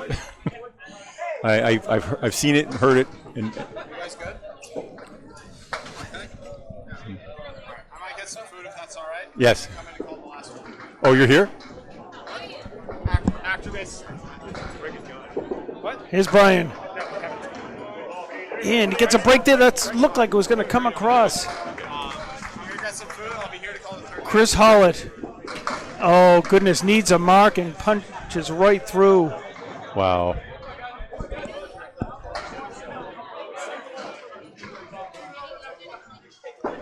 And Brian, all right, somehow, some way, Chris is going to need to make this shot. It's a 2-2. With the 2 and 3 pins as the front No pins. way. Nope. Tried to cut it out. Will that He be the put a little extra onion on that burger. Is that the first 2 points for 2 point? It is. Yeah, for the first win of the. After a look shutout. at that, he almost made it. He did make it for the 10. Would you believe that? Unbelievable. Chris Hall at 121. Fine job. Wow. And Brian, meanwhile, Gets a 9. And with a 9. Put him up at 104. And a 9-pin victory for Team 2.64 over Birchell Siding. Went right down to the last box. And can you believe he actually made that shot for a 10? Incredible. So 2 points apiece here, although Birchell does have a substantial lead in total. That's right. Dave, I'm going to put you right here, and I'll be right back. I have to attend to something. Yep. So let's see what we're doing here. See if there's any substitutions for the third and final string of this game. Billy, Kevin, Brad, Eve. EJ Clayton. We're going to check on that, but in the meantime, we're off and running here for the third string. And here's Billy just clipping off one. BJ 5 down, 5 to go, and he's off to the right.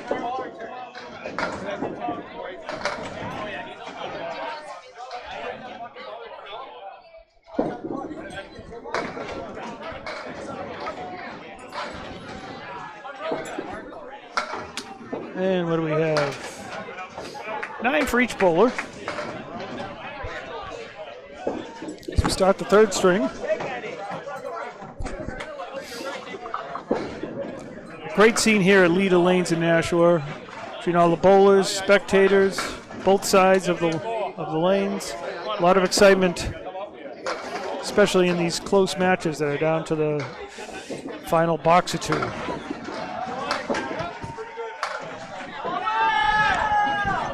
To start for each.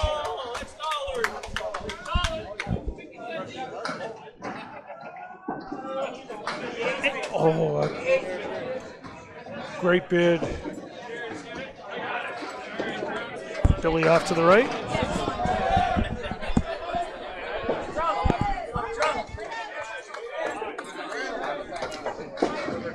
Did we have any lineup changes, Dave? I do not believe so. All right, that's a 10 for Billy McClellan then, right? Actually, 10 for BJ. Oh, 10 for BJ, sorry. 6 for Billy. 6 for Billy, okay. You have one job, Bob, besides keeping score. You have 2 jobs. The other one is to know who's up. And with that is an easy early 19-15 lead for Birchell Siding, who put the hurt on 2.64 in game 1, but then a valiant string. Remember, what was it? We had all 5 guys on a fill. That's correct. In the third box or so, and they never let go of that lead. They got close and you get to single digits at one point, or 9 or 10 anyway. Pretty close. Yeah. They were within a mark, maybe Yeah, maybe within a mark, but they held on for the victory. Okay, this is Clay Matheson in the Birchell sighting. The Birchell sighting's in blue on your scoreboard, and they're on the left. Their individual scores are on your left. The bowler right now is on your right. It's Kevin Gratton off to the left, Ouch. and not the way you like to Smack. have a string start. You're digging out of a hole to begin with. I'm told we're going to be joined shortly by Duncan MacDougall. Wonderful. He's fetching lunch for himself, and decent bid there. And Kevin giving that a run as well. So Clay shoots for 10 and gets it. Sure does. And a 9 box for Kevin.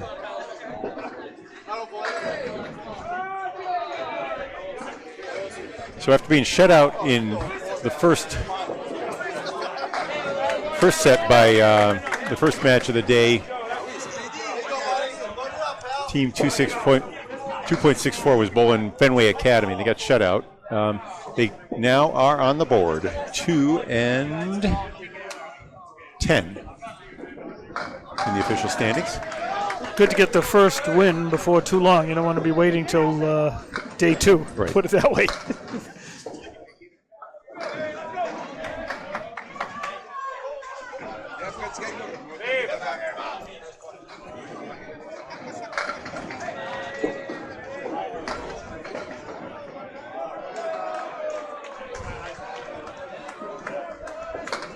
Nice drive there. And a very good attempt there as well. All right. Both bowlers closed. Is that the Canadian way? If they don't say open, what do they mean when you don't have a mark? Good question. Well, the box will be closed. And that's a 10. 10 for Kevin, 8 for Clayton. So 19 there for Kevin, 18 for Clayton. I've heard people say that I'm too obsessed with the score. They don't want to hear too much about the score, but I don't know what we're doing if we're not keeping track of scores. Yeah, we want to get it right. Yeah, You know, that's it's, I guess talking about it is a little odd. We are amateurs. We are bowlers first and broadcasters second. Having fun. This is really. I've done a lot of sports. I've fenced, golfed, ping pong. I played mountain bike polo for a season. How about that? wow. Is Brad Stewart giving it a run, Yeah. just like Freddie did on his? This is the Spin best. shot. But this is the best. A lot of 30, 40 years of softball, a lot of hardball when I was younger. This is the most fun I had. That's a 10 for Freddie. And a 9. Yep. And for the bowlers, I heard someone say, I've been looking forward to this day since like November 14th of last year. Yeah. And if you're one of those people that just bowls, once a week, thank goodness for you. They're keeping the game alive. Give it someday. Get yourself out to a tournament. See what it's like to be around 30 or 40 people who like the game as much as you, and it starts to accumulate the interest. Well, that was me. I mean, Yeah, you actually got me into more involved other than just once a week, 3 strings a week. Well, you're a civically involved guy. You were president of the league. You do your work with the Kiwanis, correct? That is correct. And, yes. But that's because we like being around people who are, trying to get something done. And Freddie splits it up. Brad off to the left. Right, spare bids Cummins, both different variations of the 3-1 split.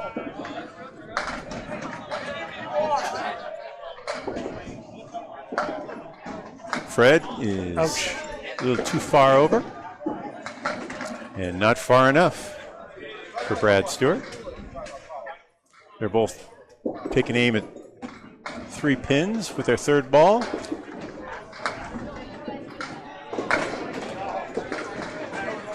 And it's an 8 and a 9 for Brad.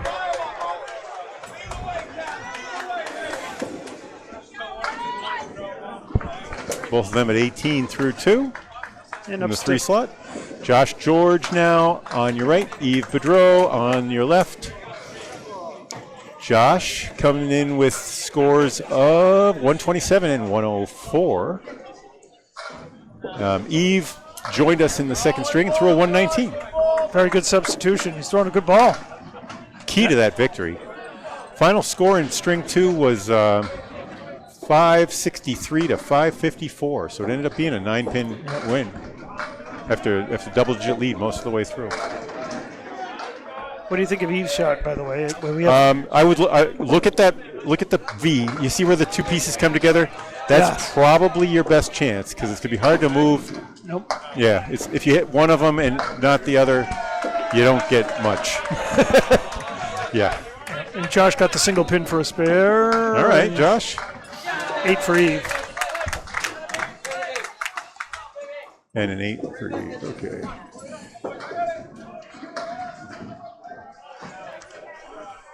This is the second of 11 matches that we're going to be covering this week. Dave, you have to actually work. Is that? I hear you have a job.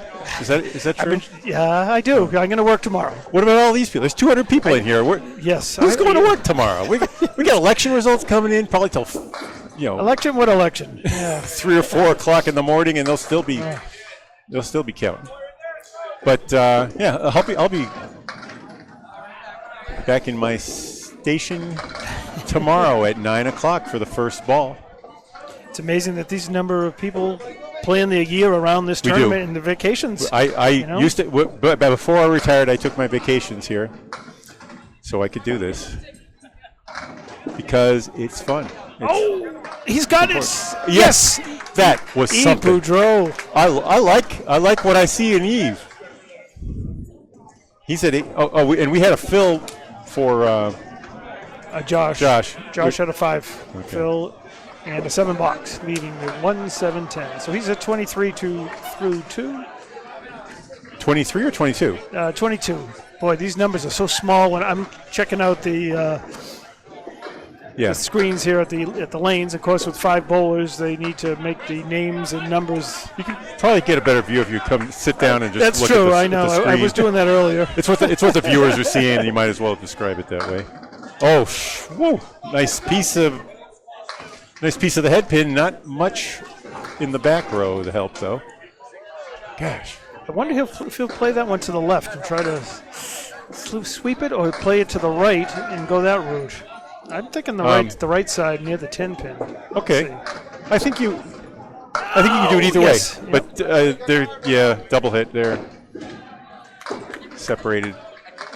Good shot. Nicely done. Spare for the man with 2.64 ounce balls. Brian Bernachez. Bernachet. Is that correct? Bernacchi. Is that right? Yep. Okay. Bernacchi. That was pretty cool.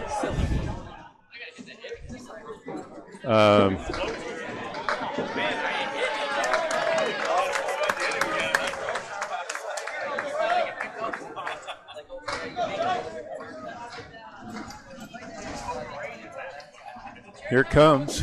There it goes. Nope. Bernachez on the head pin, breaks up the split, shakes the 7, but will get 8 in the fill, and that's going to draw us to a virtual tie here. 1 pin lead now for. Chris runs it down. 2.64, and that's a short-lived one. But a nice piece of wood right here. That's what we love about Candlepin bowling. When you get wood like that. Did he get it? He sure did. Spare for Brian. Nice trip for Brian. Pair of spares. And a lead change. So it is 2.64, 98. Birchell siding 97 after the first time through. 2.64 has 2 marks on the board from Yves Boudreau and Brian Bernachez.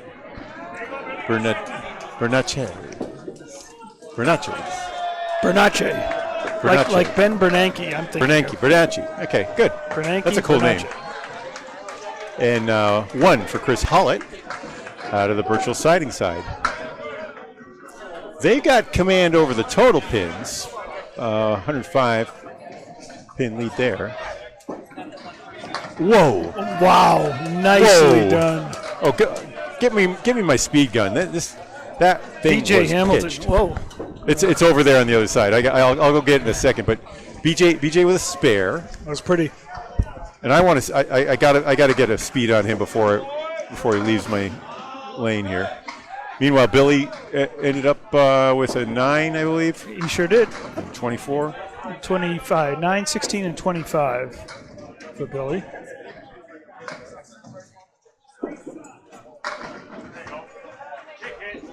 And he leaves half of the back row. Does have some wood there. Okay, BJ now on his bonus. Right in on the head pin. He's flinging that thing. I'm guessing that's 43 more or more. 7 on the fill puts him at 36, correct? Let's see. That is correct. Yep.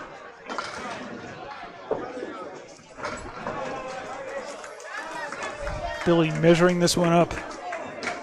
Oh, capped it, but everything kind of moved forward and not to the left.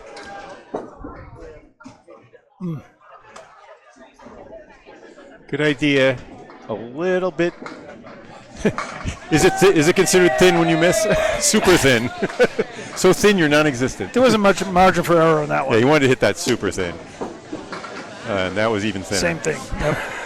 That was the thinnest of them all. BJ, though, takes 7. 43.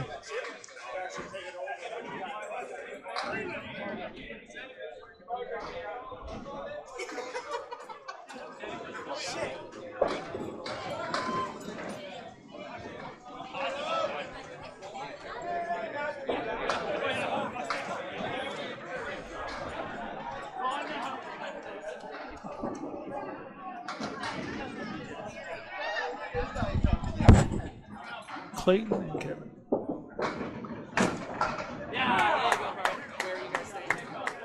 All right, up steps Kevin grabbing on the right. I lost track of 3 pins for BJ in the first couple boxes when he was open. Okay. So he's at 46. That's what I was away for. Spare bid hit. He got it. Good. That was Kevin Grattan. Clayton looking the match right here. Will that be tricky wood? No, it will not be, the way he hit it. All right. Spares for each bowler here in the third. This is the third of 3. We are tied 2 points apiece in ICC points. But Birchell siding with a 100-pin lead. Which will be for worth total another pins, 2 which is gonna be worth 2. points. And Yeah. there's the spare lead, which the spare filled. They're still falling. 7. Kevin will take 7 out of that. Clayton ups him by 1 there with an 8.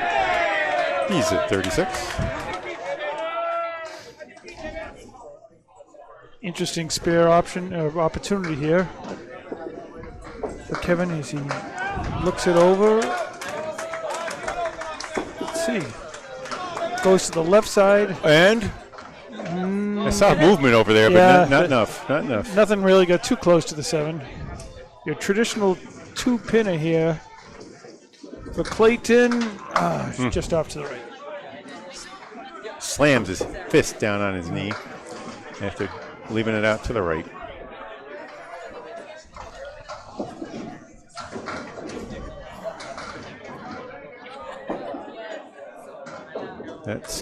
I think that's good for 56.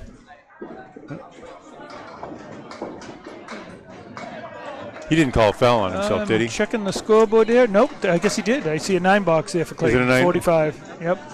Oh, well, Clayton got a 9 box, but 10 box. Excuse me. Yep, and 10 for. Well, it was Kevin. good. It was up there. I'm not casting any doubts on it. I just it was out there in the corner, and I don't know if there was. Yeah, wood. I was looking at the scoreboard instead of the bowling lane. So anyway, all right, they're 2 Team 2.64. What would their nickname be? The 264s?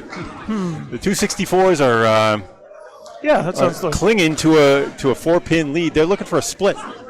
I mean, with an amazing performance, they can come back and win the total and go 6-2. But the way things are looking,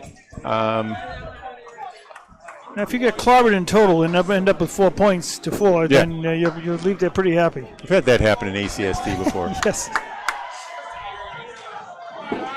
I saw recently a match where up in the ACST, I think it was in the A North, so someone won 1 game in total. Yeah. You know, lost 8-6, but That almost happened to me, actually, last week. We tied. He won total by a ton, but anyway, that can't happen. So 2.6, the 64ers would be thrilled to get 4 points out of this. And there is a 9 box there for and Stewart with a 7. Freddie, and yep, 7 box for Brad. Narrows the lead to, well, it's 2 now. 2 for team 2.64. 264 is in the black and bowling on your right at the moment. The scoreboard has 7 up there, so A 7-pin lead? yeah. What am I doing wrong? Let's see the action here. All right. 46. 45, 27. Freddie, it's at 27. That's correct. 22 and 20. So Birchell siding is correct, but I must have the error on the other side. Billy is at 35. Kevin at 46. That's it. Yep.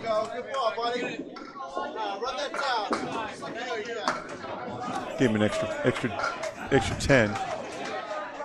Well, no marks there.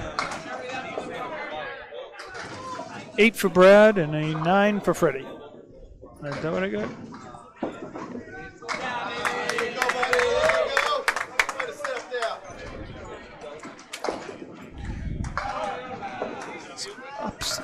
Up steps Eve Boudreau to the right. Josh George to the left.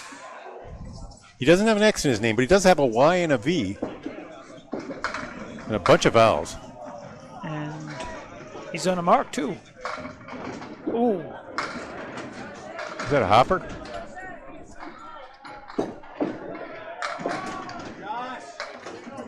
And Josh looking at that one, and I think he's liking it. Yeah, that's a nice sweep there. You can even guide into the sweep, and question is whether it flips around and takes that 8-pin. That's my leading question, anyway. A couple little doubts. I'm thinking it's the 4-pin an issue, but I'd go right at the red line. No, did not want to be on that side of the wood. I wanted to be on the tail and slap things around. May have required a spin, but it would have avoided that. 9 for Eve. And 9 for Josh. Eve had a 6 fill for 24, and his 9 puts him at 33. Right? They have 34 up there for Eve. Of course, I'm wrong. 9, 25, 34. 9, 6 fill. And Josh George is sitting in the third at 34. Is that right? Josh George is at 31. 31. That makes more sense because he would have needed an 11 to get there. All right, let's reset here. Yves Boudreau waits for his ball, his favorite ball, and he's set up on your right, which is lane 6. Chasing a 2-pin lead. Gets the head pin. Both bowlers with the head pin. Tough leaves though. Bundle of 5. I think they call it the bucket. Yes. In Canada. Starlight 5 around here, or there's number names for it. I go with hay bale. I'm a rural guy. Yes. Having moved from the city That was 4 months ago. a great bid by Eve, though, on that one. And this one's going to be a good try. Just couldn't cut it quite enough for Josh.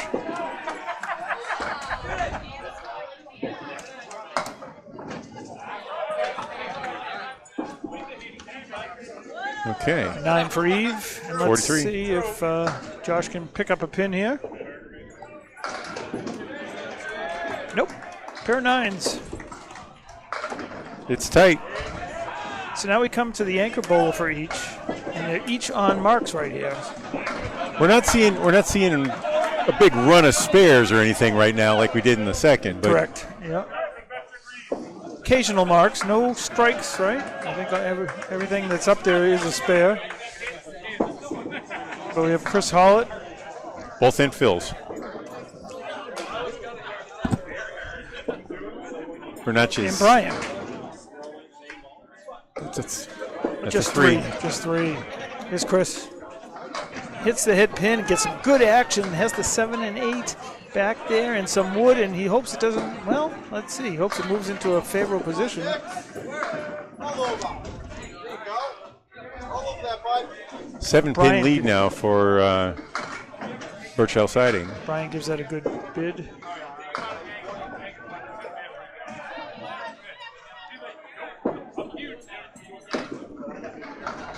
Oh, No. What? It hit the wall and hit the it wall, didn't- came out in front of it. Right.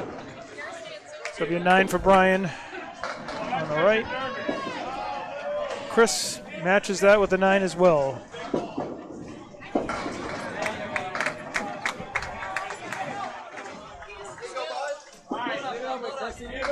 Both anchor bowlers well over their box.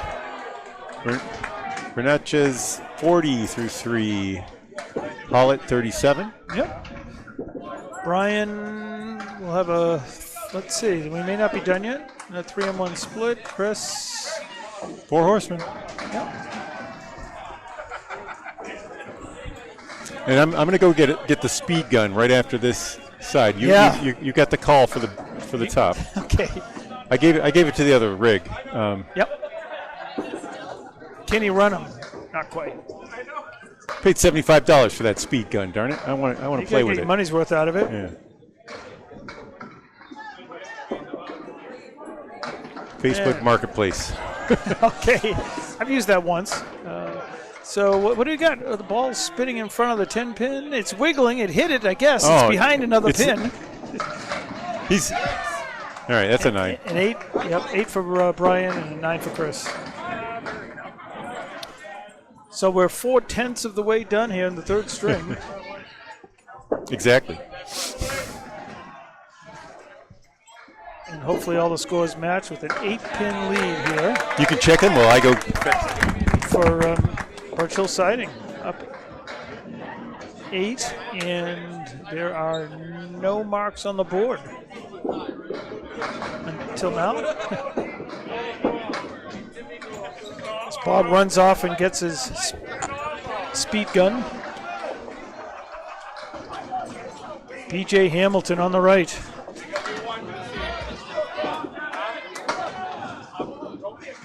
Both balls off.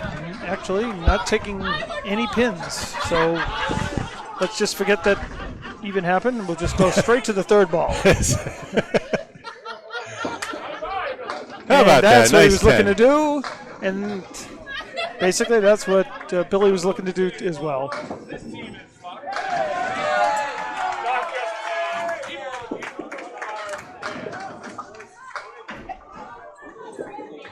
Slow start for Billy is at 43 through 5 after really strong bowling early, a 124 and a 117. Absolutely, yep. He was the anchor of the first string, even though he was a leadoff bowler, put it that way. BJ's 13-pin lead is more than the difference in the match right now in this pairing.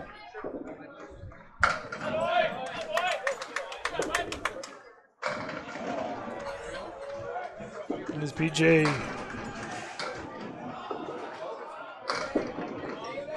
That's a ball.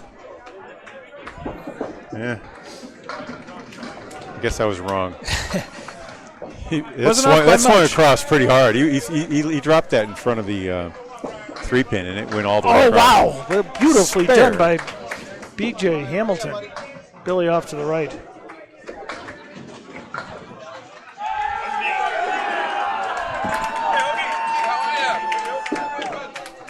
All right. Better ball there, but a 9 and a 52 through 6. Hamilton is a sole mark on the board at the moment. And of course, they have a 12-pin difference up top. So let's see. Is that 86 with BJ? What do you have for him? 66 through 6. Yep. 66, 45, 36. That's correct. And it's 51 for Billy. Okay. At least that's what they say up there. I don't believe it, but Yep. if they're going to leave it up there, I'll change it until I see otherwise. Anyway, each bowl with a 9-pin drop. Yeah. I like this one much better here for Clayton.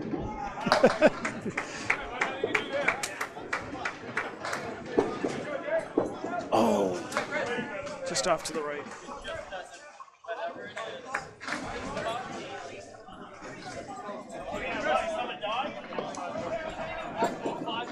Same spot for 9. So another pickup for Birchell siding. Yep. Pick up a pin and a bonus ball.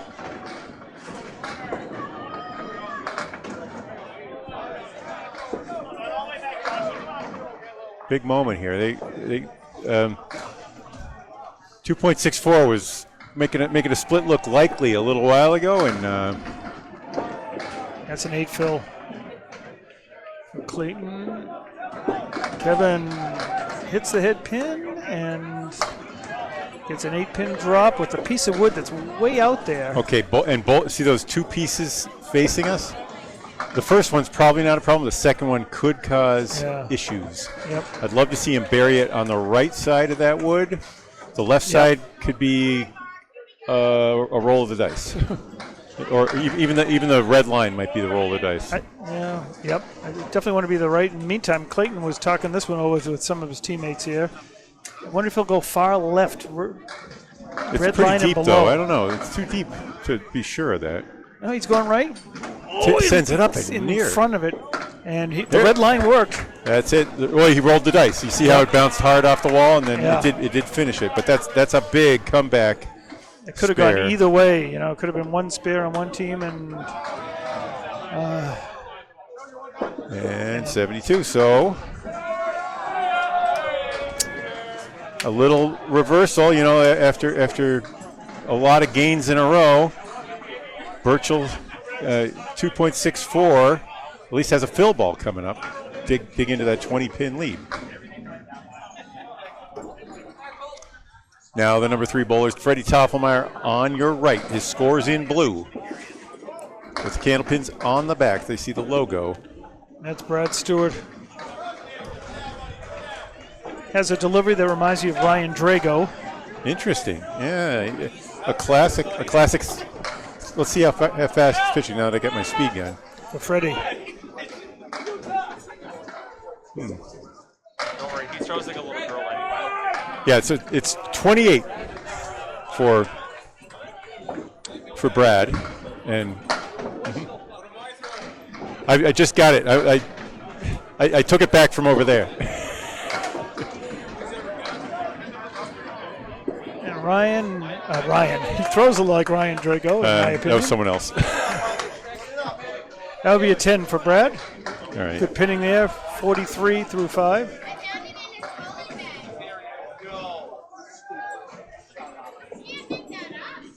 Freddie got a 9, 45.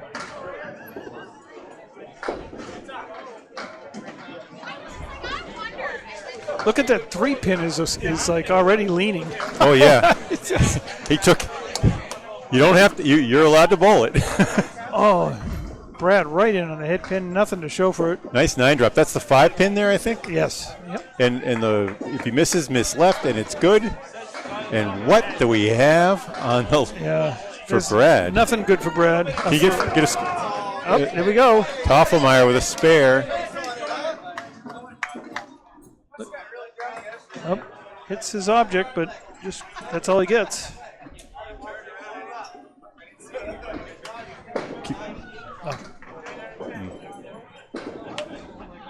All right, 7, tough 7 there. He's at 50 after 6. And the lead grows, 22 pins for Birchell Siding, trying to go 6-2 here against 2.64, the battle of the North. Let's see, when do I hit it here? Let's see. 1, 2. We'll wait for Josh to go first, and then we'll.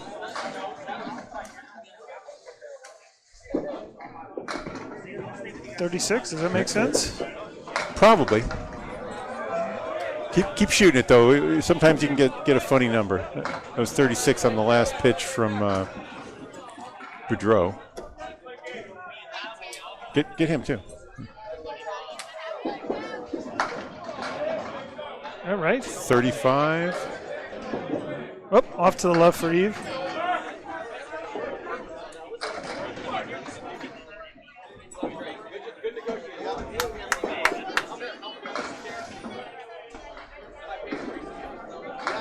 Nice 10.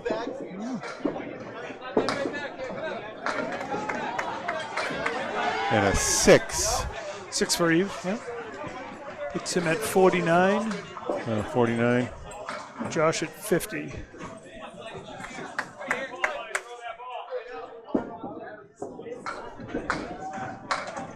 $26 is right on target.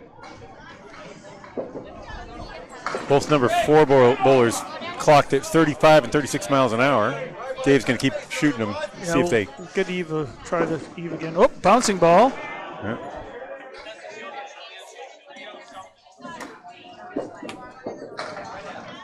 Okay, that was faster. That was a 38. 38 on that pitch from Eve Boudreau. Yep. All right, that is the 6. Whoa. Sorry about that, folks. Yeah, you just moved. Yeah, you just whacked our pin cam a little bit. Sorry about that. How fast was it going when you whacked it? All right, we're good here. Josh was waiting for ball return. He's back in business. Nice smooth delivery just to the right of the head pin. Let's see if Eve can pick this one up. And it does off the sidewall. That is a really big spare. Trailing by 26. And just a 7. And a little pickup there. Okay. Yep, it's 3. Just like that. Lead is now down to 23, and the marks are even. 2 spares apiece. Maybe a reversal in momentum, if such a thing exists in the real world. Upstairs, Chris Hollett. And just 3 off to the left-hand side. Cosmic. Similar ball, similar result. Brian Bernacci. We're missing the 7 pin on the head pin over there.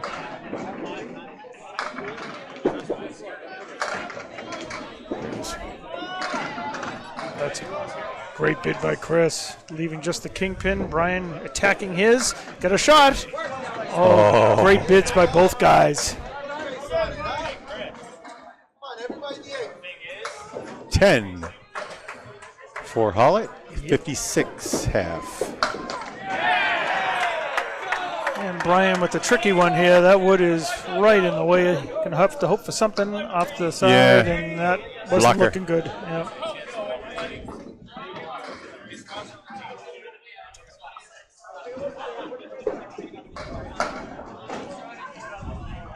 Lead hanging at 24 pins in the string. Birchell Siding well in command of the total. 130 pins at the moment. Our anchor bowlers are through the half.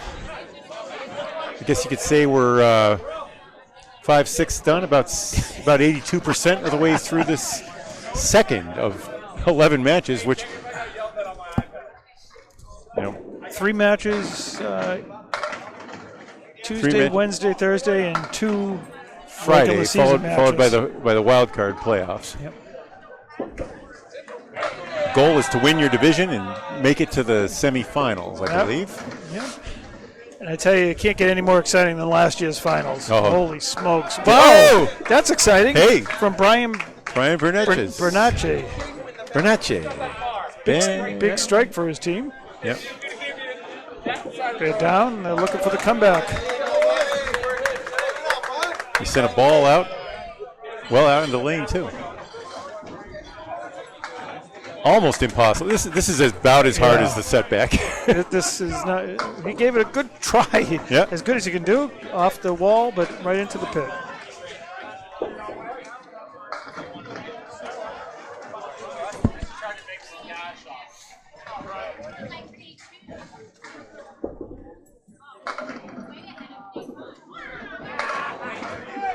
Hollett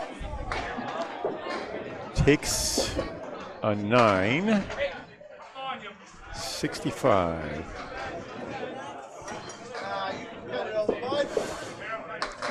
Takes one more pin off the lead, but now a 3 mark to 2 through 6. Here in the third string, match 2, Division 1. Is that enough numbers for you?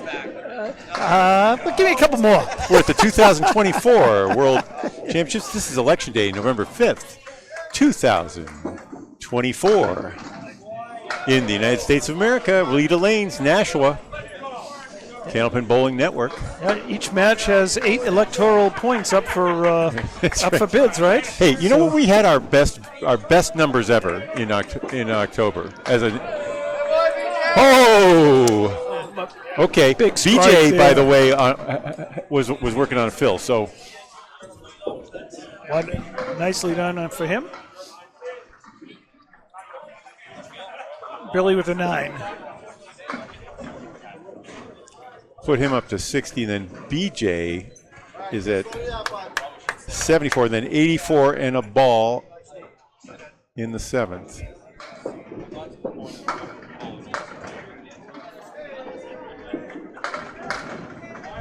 Wow, what action on that one, huh? That felt millisy. Now let's see what the wood stops. Is it going to giveth and then taketh away, or what? Oh, Okay. Chris disappointed at that. Oh, Turned around right away, but that's a forefill. Oh. Yep.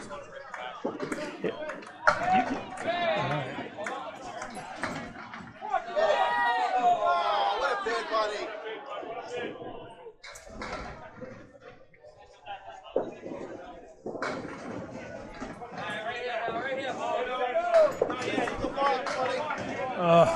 No. That was 38 miles an hour from Billy, and 42. So welcome to the 40-mile-an-hour club, BJ Hamilton. I thought so. Still need to have accuracy, though. Yep. There it goes for Billy the second time around. He's at And- 70. Yep. It's a $9 there. We come down the home stretch. I have 97 for BJ in the 8th. And 70 for Billy. That's matching. Overall, I have a 346 to 311 score.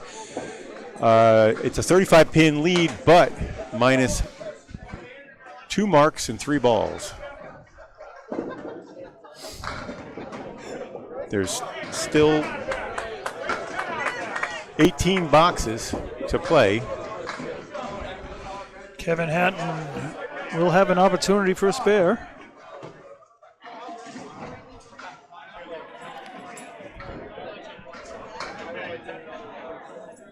Here comes Clayton in the 7th. Goes Brooklyn side and big strike. Another one from Birchell siding. Another big mark.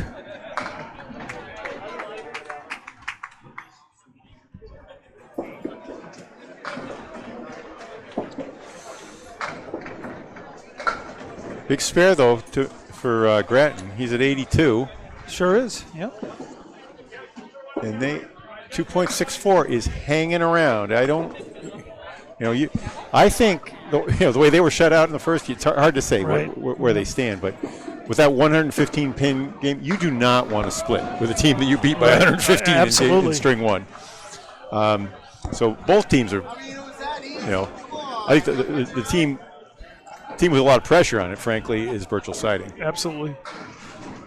They were 6-2 in the first set against Team USA, a strong American team, Massachusetts. One. Okay, good piece there. Kevin, that's an 8 fill for Kevin. Puts him to 90. Clayton on his strike. Wow. Goes Brooklyn side again. What's he throwing?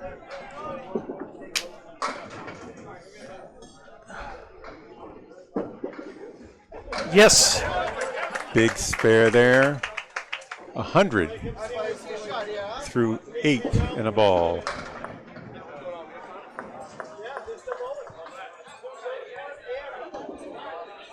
Nice. Matching spares, 38 miles an hour for Clay Matheson on that. So Clay ends up with a 20 box, and he's at 102. Correct. Kevin's at 100 with a ball coming. Yeah. But in the meantime,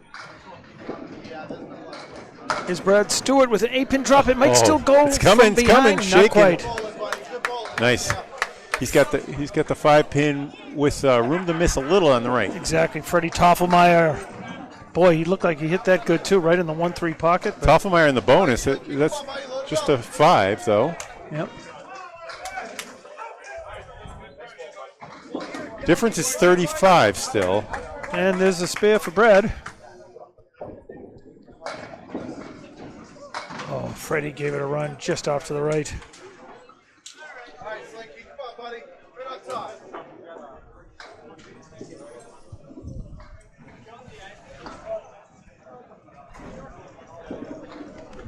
And 10 bucks it is.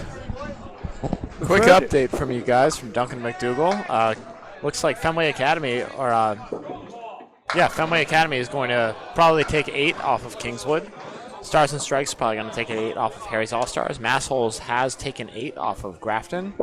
And Team USA is looking to take 6 off of Hatchetman's 2. Brad just got 2 on his spare. Disappointing. Here's Freddie. All right. After all that, it's just lead is now 33 for Birchell Siding. They snuck through. There's still 2 marks to come. Burnetch's strike and Boudreau's spare. I can't say it right. I'm sorry. I can't say Brian Crowell's name right either. He's standing there to my left. Crowell. What is wrong? I'm an old man. It's hard to pronounce things differently. I think Freddie's going to make this one. I had a beautiful Connecticut School of Broadcasting accent for so many years. I could pronounce things diplomatically and effectively. Now wow, that's a big 10. That big is time an 10. awesome 10 for Stewart, correct? Yep, 72? pair of 10s. Big time 10 for Brad Stewart. And Toffelmeyer at 80.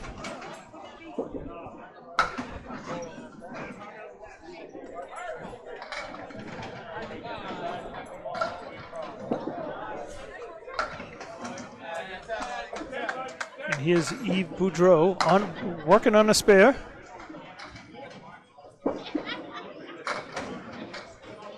And it will be 5. All right. Josh George not working on a mark. And Takes a small bite out of the lead, down to 28.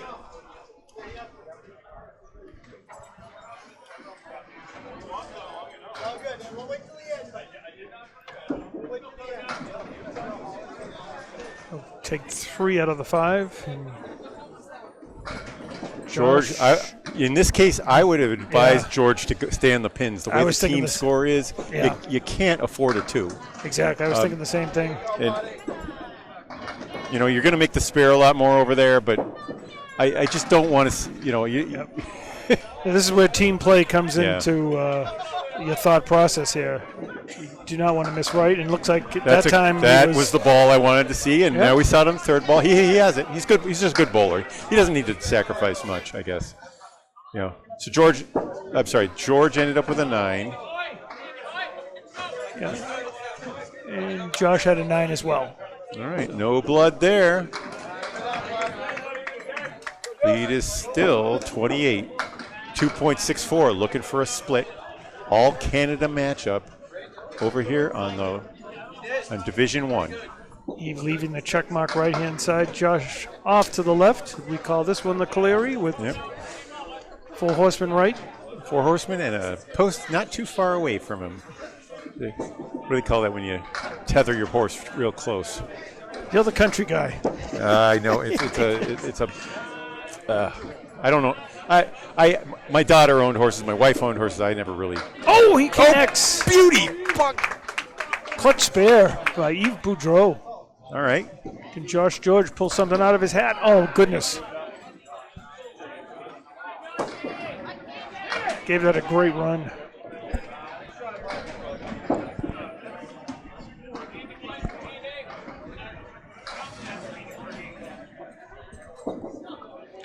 That's a big pin. Sure is. Oh, it's the same size as all the others, but big in a metaphorical way. Yep, you feel good hitting that. 10 boxes for the team right now are key. You're not throwing anything away with a 2 or a 4 or a 5. All right, so the marks are 3-1, but Clay Matheson's strike is there. This on a strike. On a strike, yep.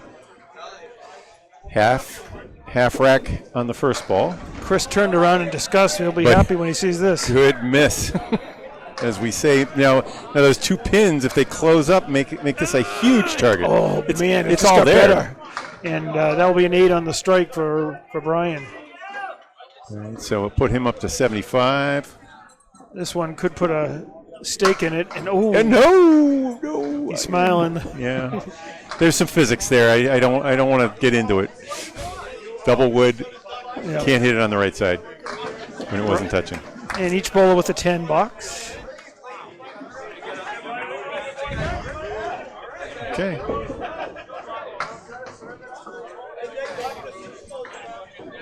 So I should have 93 for Boudreau in the 9th? Or did I not score? What do they have here? Did I not give him the fill? They have him at 83. Really? They gave him a spare. No, they got to correct that. And they're waiting around. Wait, so I was wrong in having Boudreau on a strike then. There's no strike. He had a spare in the 7th. That's the thing. They didn't have a strike in the 7th. No, but I'm not on Boudreau. Boudreau is okay. That's the problem. Right. Boudreau he's got a is spare. at 83 on All a right, spare. here we That's go. correct. Okay. And the bowlers in front of us. We have one job. Chris Hatton, Brian Bernacchi. Yeah. Brian's on the right, and he just punched all the way through.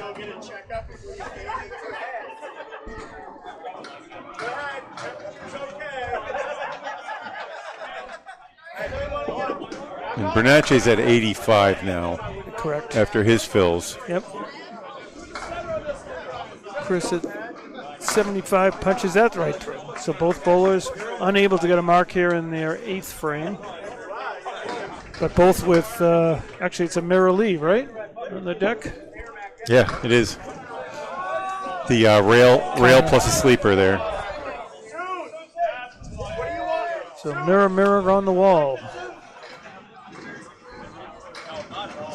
Last ball of the 8th. That's a good 3. Sure is. You need to make pins. And just one there. So a pickup of 2 for the team 2.64. And here we go. We bowled 28 boxes. 94-81 in that matchup. And with 10 to play, lead is under 30, 29 pins, minus, well, yeah, Oh boy. 2 spares against a strike. And Bob, we might want to check that out there. Oh boy. Yeah. They have 18. So neither bowler here on a mark. So let's take a look here. Describe the action here. B.J. Hamilton on the right. Billy McClellan on the left. Bernatchez is at 94. That's the difference. Big one here. If Billy can pull that one off, and he throws it right where he needed to. And look at that wood go right across the deck.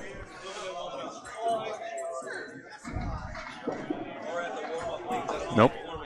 That's each bowler with a single pin standing. And Ends up being a 9. yep.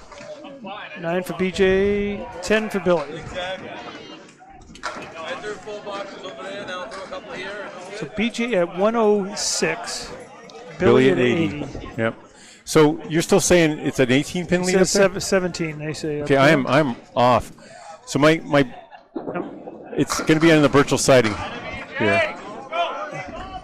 Okay, yeah, Billy is. Billy at 80.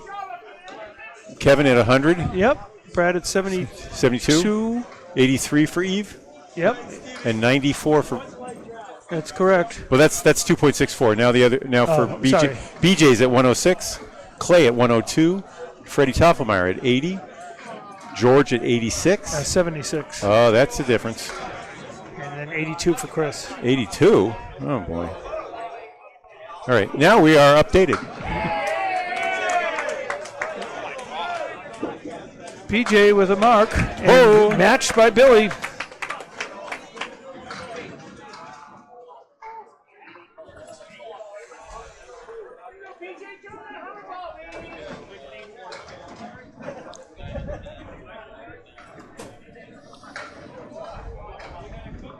All right, B.J. Hamilton on lane 6 on your right.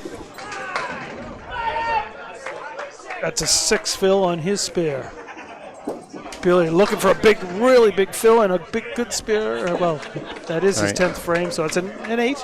Is it 8? So Billy ends up at, is that a 98 for Billy? Let's see when they. And B.J. 120, 112 or where are we? Oh, here? wait. Or 122. 122, and for Billy, Yep, with a 6 fill, 96. 96. You sure? Was that a 6 fill or I thought it was an 8 fill. 8 fill? 98. I'm looking at it now, squinting. Okay, up to the moment. 15? Lead is 15. Yep, we're good. Matches our official score. Now we are barely here. And it's Clayton. Leaving the 4 horsemen left. Kevin Grattan right in on the hit pin. He gets them all. Oh-ho! Strike on spare. Never say die. 2.614. 120 and 2 balls in the 9th. Matheson's still in the bonus though. Remember, he had a strike. He was the 1 strike on the board for Birchell. Yep. He's got Can 6. he run it? He does. He does. A 20 box to match. So put him at 122 through 9. And now he's on a spare instead of a strike. And wow, they flipped places. Grattan's on the strike now. Matheson on the spare. The lead is still hanging at 15. And Clay, I think he's waiting for the ball.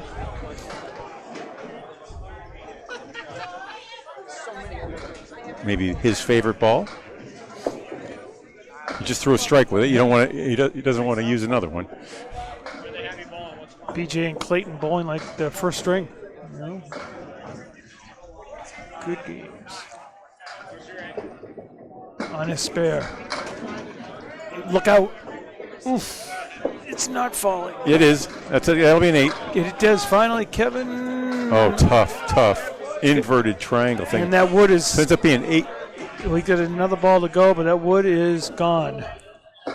So.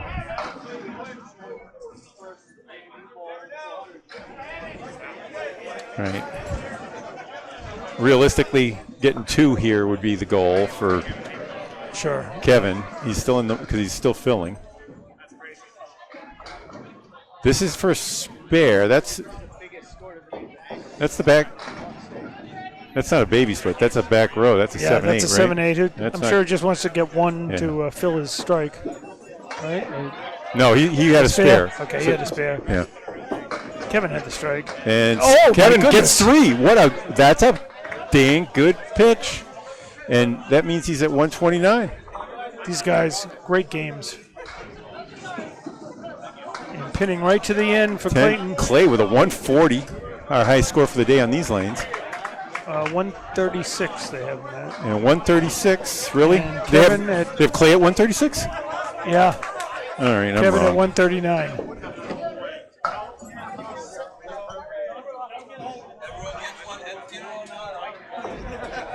Okay, let's check the score. It's a 10-pin lead for 10 Birchell pin Siding. does match. Yeah. And one spare on the board by Eve. So, look, Shoot, Freddie. Strike! Toffelmeyer. When he needed it most.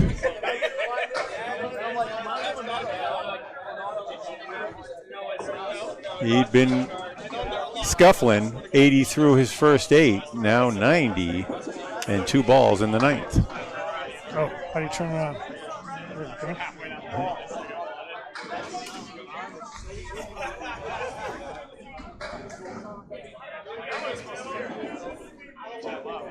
Oh, wow.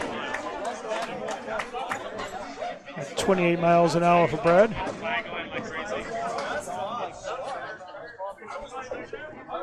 But Freddie with a big strike So in the ninth. Brad's at 82. Yeah, Yes. Yep. with a 10. Yep. Freddie at 90, working with 2. Freddie who led the bowlers with a 127. Actually, 3 behind the leader with the 127 in the first. No. He's throwing 36 miles an hour. There's Brad, and that On is that not what he Freddie, wanted to see. Toffelmeyer still in the bonus, wants to pick up 2 or 3 more. Get the lead up to boy. a 4 fill. Rats. That's a Boo Feathers moment. He'll have a big ball upcoming. Wow! Is that for real? That was a spare. What, Brad Stewart? What That is precision. crazy. Wow. Another left to right one for him. This time without any wood. That was a 3-way, man. And suddenly the tables could very well be turning depending on this fill ball right here. That was the 4-8-10 or 4-8-9? Wow. And look at that right down Oh, my Broadway. goodness. That could take them all. They're wiggling. It's a huge 8 fill and a huge 18 box in the 10th for Yves Boudreau. A 100 game right on the numbers. We've got ourselves a 2-pin match. And 2.64 suddenly has a chance to go ahead with this fill ball. So, wait, I'm sorry. Brad ends up with a 100? Yes. And Freddie with each of them with 100. Freddie with a what? With 100 as well. Okay. Eve with the 5 fill. He's at 88.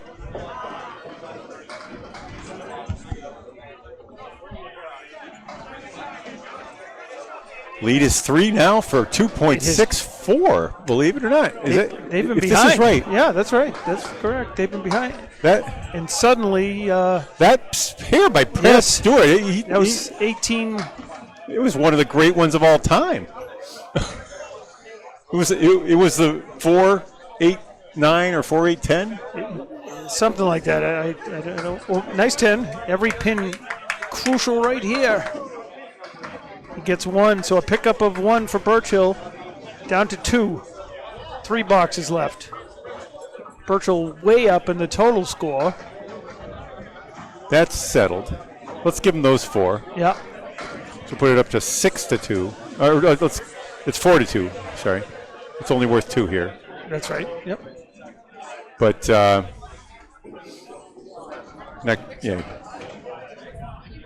even with five or 6 strikes in a row, they're not going to. They're not going to get 104 pins. This is the only match going on this side of the house. Wow. Means we got be ready for a quick turnaround. Let's stay right here on the. We're not gonna break the stream. We're on YouTube, Candlepin Bowling Network. So Josh George stepping up for his final frame. Team up 2 pins. Down 2 pins, excuse me. Look out! Which way is it going to fall? Yves Boudreau throws it out there. He hopes one of those goes. 8 and 2 pieces of wood that pose a challenge. It's not impossible. No, it straightened out. Maybe. All right. But let's take a look at the single right How here. about a single naked pin with 2 world championship ICC points on the line? How about it? Off to the right. Okay.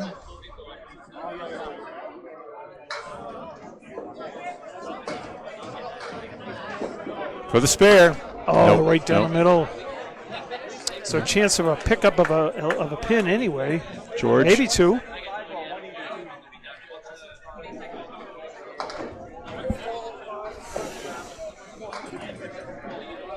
George with a 9. He's looking at it, concentrating, and connecting. All right, that's a 10. This is a big pin right here. 1. He got 1. It's down to a 1-pin match. And that is 106 final for 107 for Yves. 107 for Yves. Yep, with that. Oh, they gave him 10, but that They wasn't gave him a 10. 10. That's a 9. They better fix that. Jeez, Louise, I'm wondering what are my eyes seeing Yeah, here? we can't. I think they're changing it. They are. Okay. Yep. It's a 1-pin lead for team 2.64 over Birchell as the crowd sort of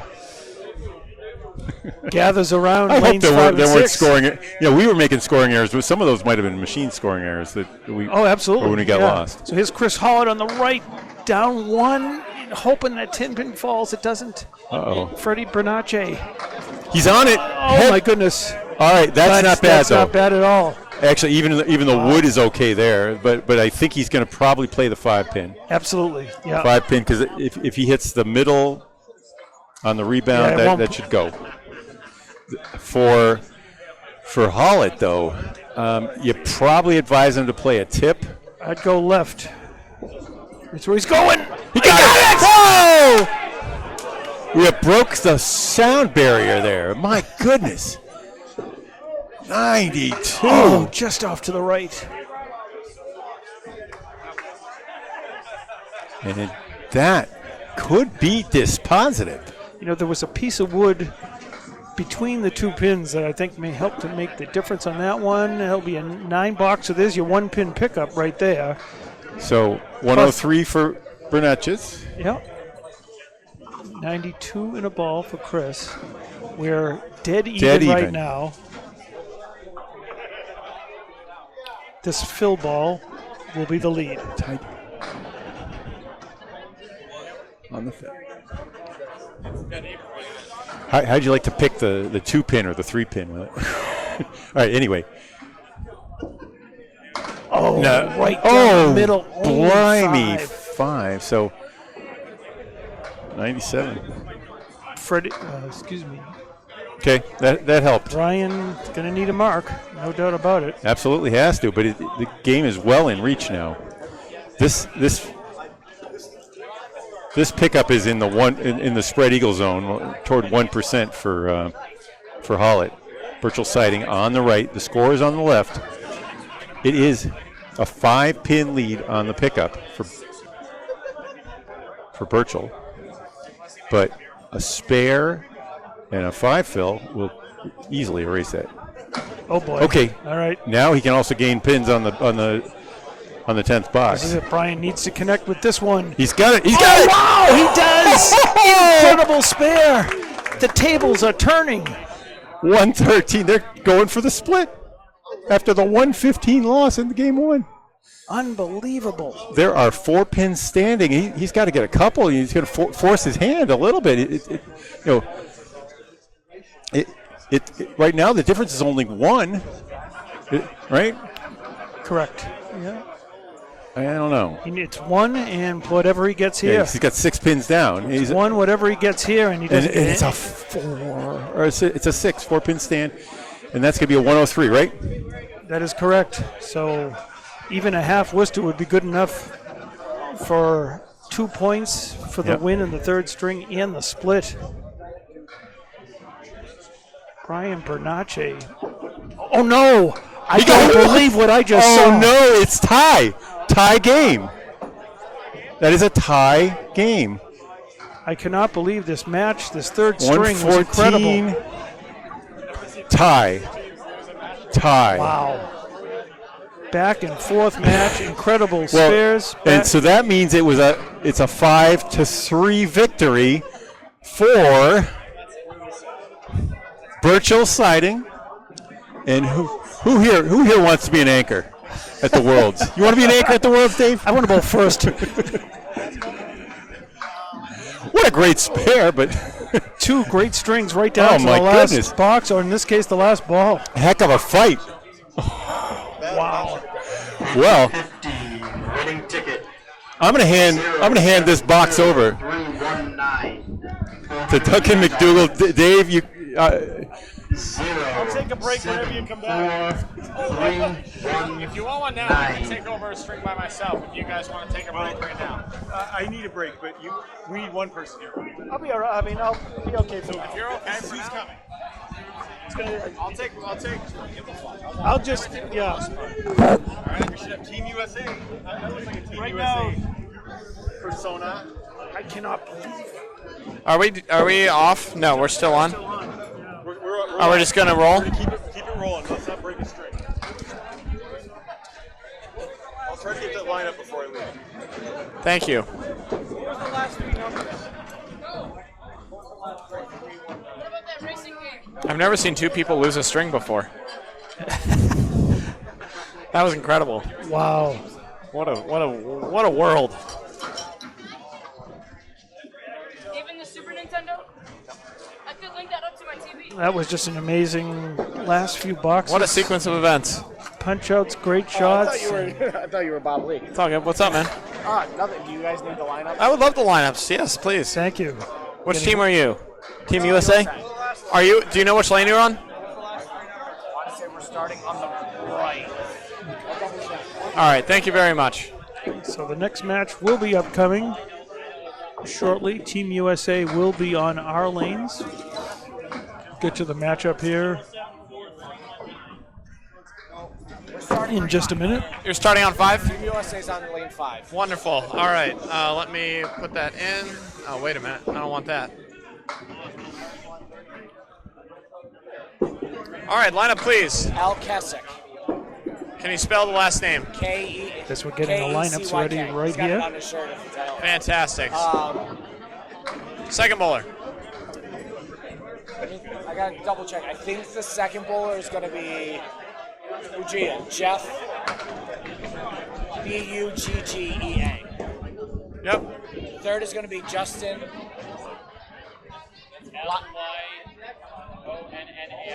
Oh, Lyonnaise. Yep. Mayonnaise. Fucking Fourth is mayonnaise. Aaron Fontaine. Yeah, I got Aaron. We got this is official. Fifth bowler. Jeff Walsh. Thank you, sir. Hey, good luck up there. Thank you. Change that to, I don't know what the other color of the universe. We need contrast between the 2 teams if we can on the colors.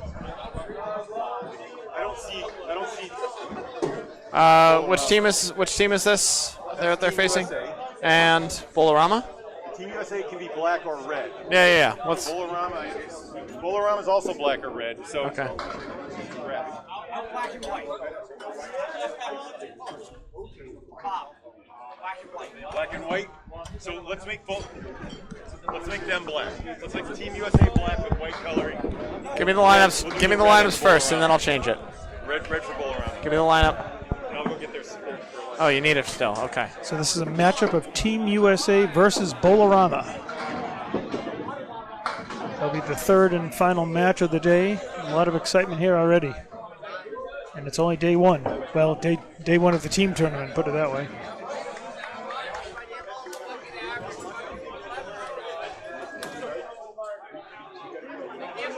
Still plenty of bowling left for you folks, as we are going to keep the gravy train